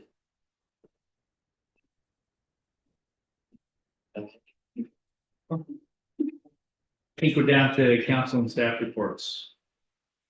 Please, yes. Norm, what do you have for us? talked with a few people, one lady didn't have a car for 2 years, and suddenly we just gave her the car. One guy that, his truck broke down, and they say, "You can borrow my truck, why yours gets fixed?" You know, we live in just such a great community, good folks that want to do well, being touch council. Because I have a baby that want to be here, another one that is sort of health, that want to be here, so just grateful for the places that. Everybody will be- all that. What's that? I bet that was gonna be the opening ceremonies. And I talked about, I took it away from, I think it's a lot better. We got close. We can end like.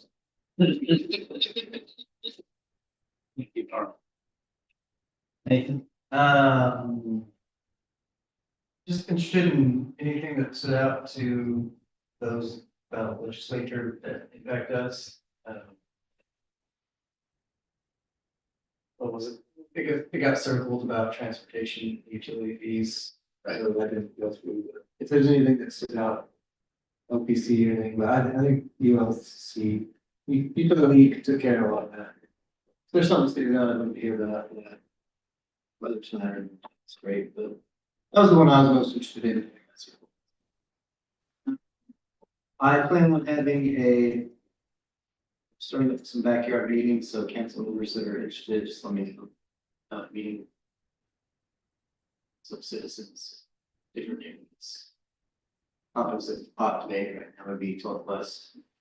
But of course, just as the weather gets warmer, I'll start this again. So let me know if you're interested. Yeah, good.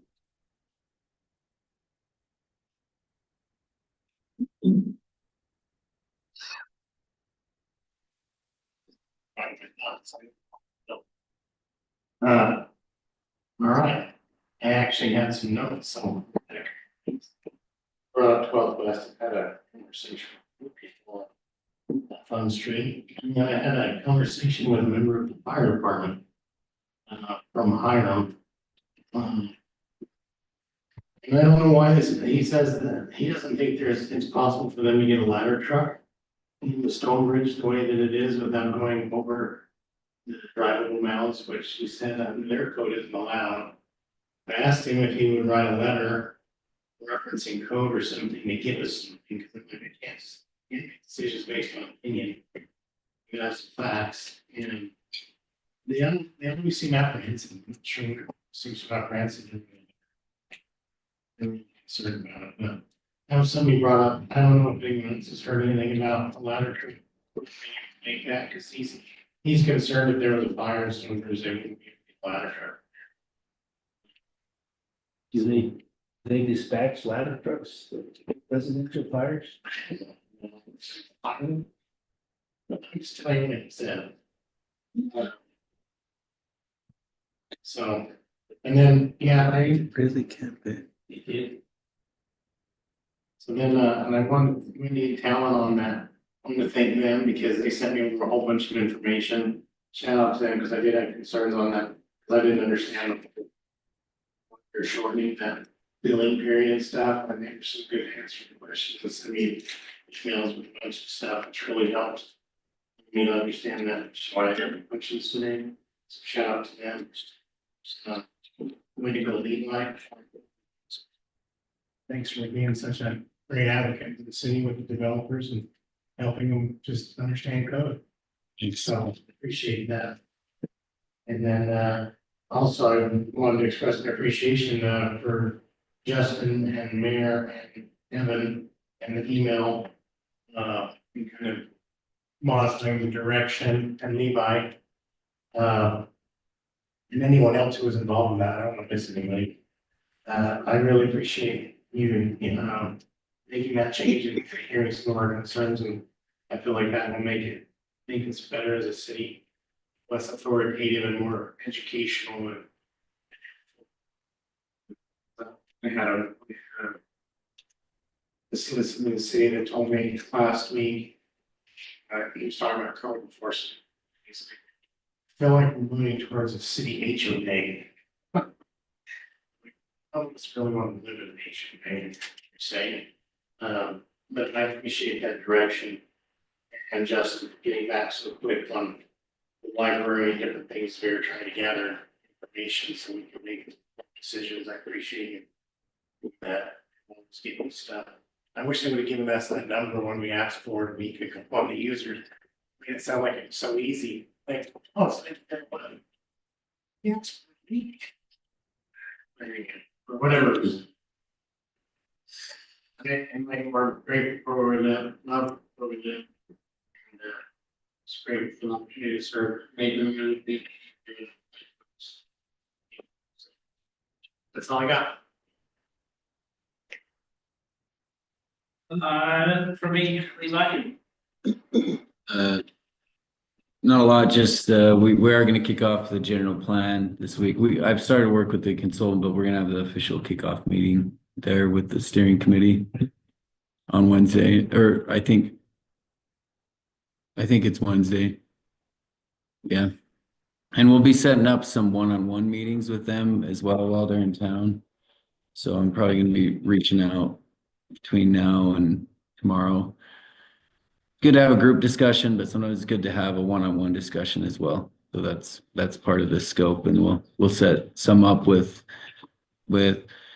steering committee members, but others as well, developers and citizens. I mean, this first go around will probably, with the limited time we have, is mostly steering committee members, and maybe we'll get a couple of developers as well.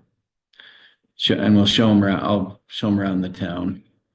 Do a little tour. So I think that's all I've got.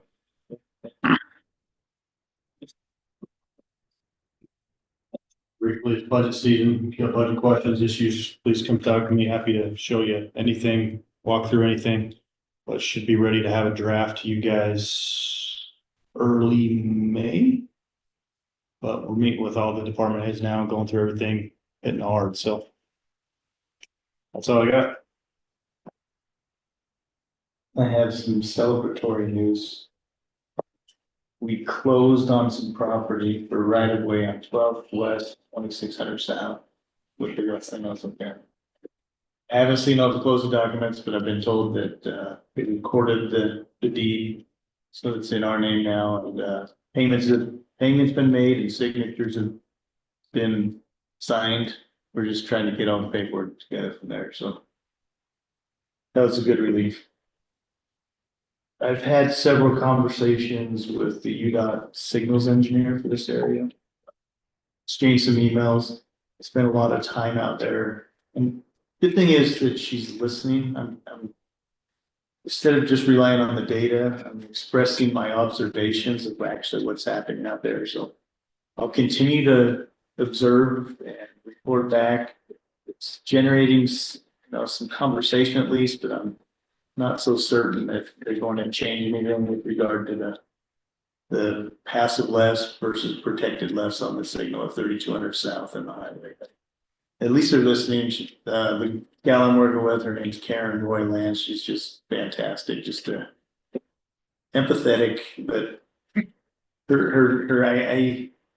I asked her, I go, why can't we just do this passive left? She's like, it's because of speeds. I go, well, people are taking these lefts when it's red, they're violating the red.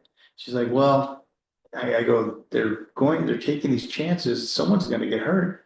She goes, well, at least the signal didn't tell them to go and they get hurt. Like, that's hard to argue. But anyway, we're continuing to do that. The Ridgeline Park phase 1, 2, 2A, 2B thing is, we're just ready to submit our wetland permit next week. So we'll start seeing some progress from there. I expect about 45 days to hear back from the Army Corps. And then hopefully we'll have some dialogue and response and maybe be permitted by summer, hopefully construct in the fall. It's also grant season along with budget season. We're applying for a couple of grants for parks mostly. We've already got our road COG money, but we're looking at phase 2B with the bike park. Council gave me a head nod last year to pursue this money as it comes up. And we're looking at some improvements at Andrew Park and a couple of deals there, so. I have nothing else left. Yeah, let's talk about, so you did with the Andrew Park, that was with York? There's been 2 applications for Andrew. Right. You work to reconstruct and rehabilitate that ball field. The other one, The other Wraps. wraps. Yep.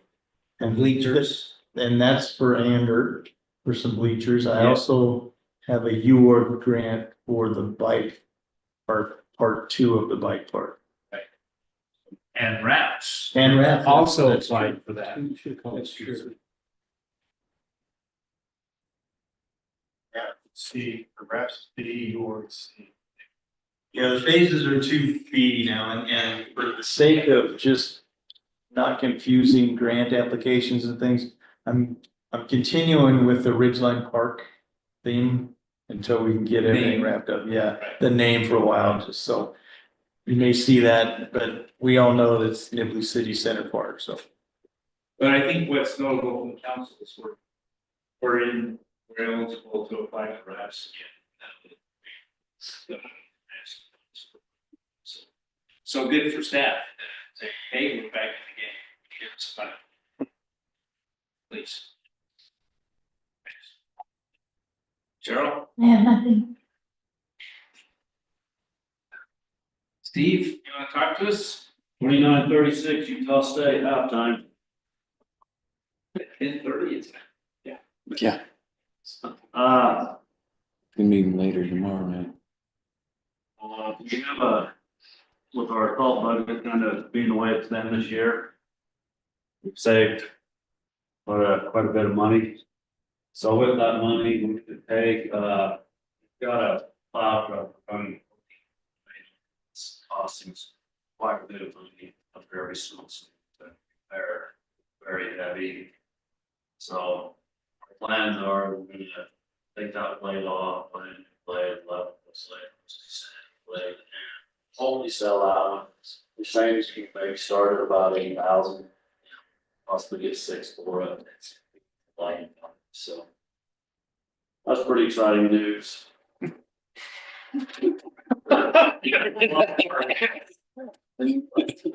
So I thank the Lord for all this this year. We needed to.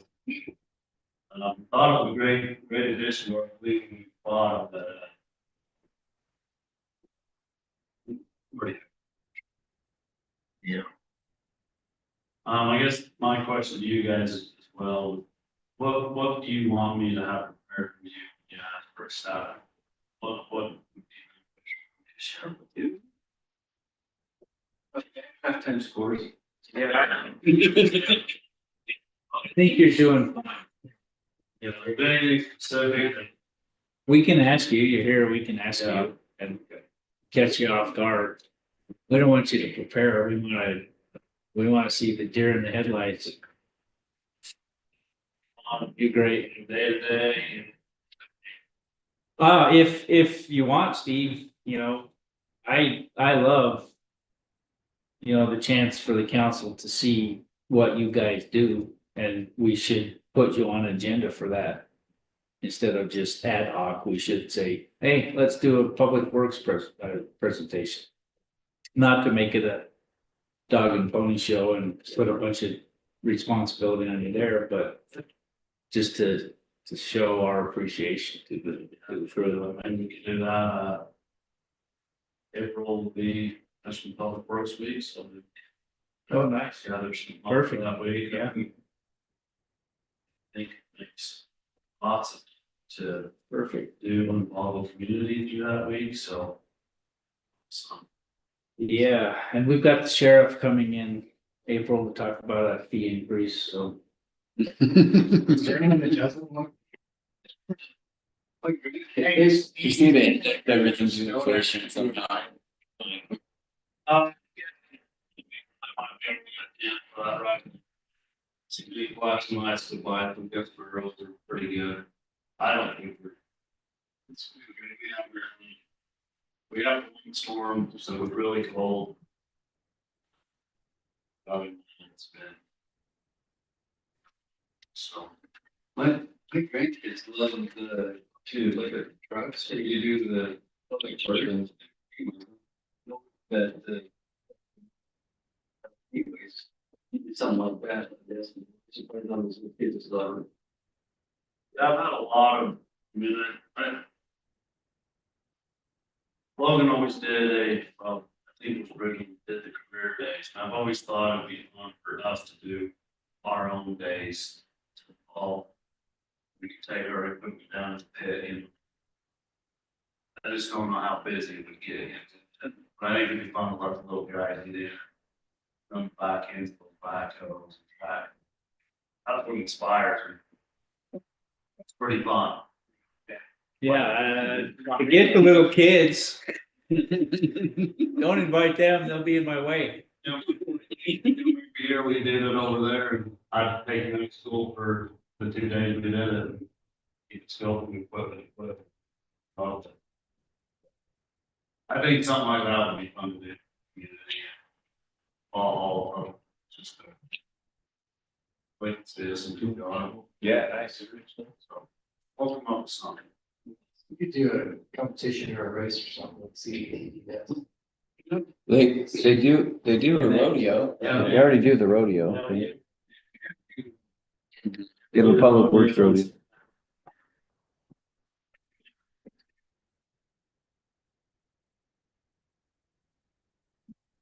So all the municipalities in the county get together and let's see what they're doing. So you're competing against everybody. Backhoes, graders, motors, dump truck. That's actually a qualifier for the state. That gives you. Yeah. And then there's a national competition too. There's actually a guy from Logan that's going to the nationals. August. So he'll be out in Chicago in August. Nationals. So we want to stay here. They did the same thing. This is Christine, Pretty the national. Not to really mind. Nashville or something. We've also,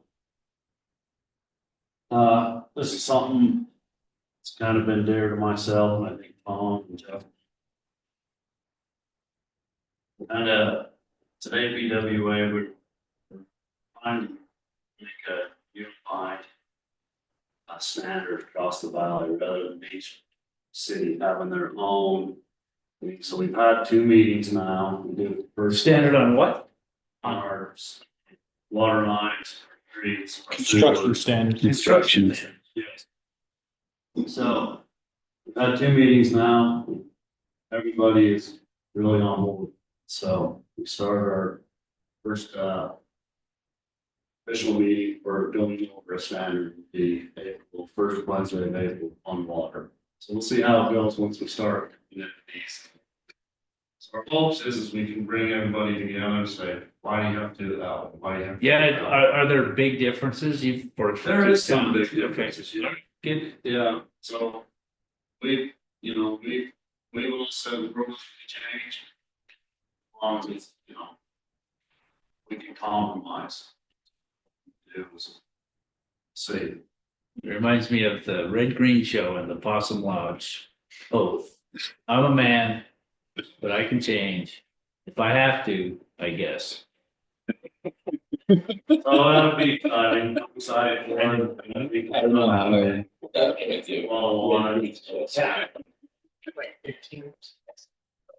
Thank you, Steve. Claire, what do you have for us? You're a great man. Thank you for everything you do on the planning commission and with city governance. Thanks to all the commissioners and thanks for hanging out with us tonight. Thank you. If there's no objection, we will adjourn, saying none.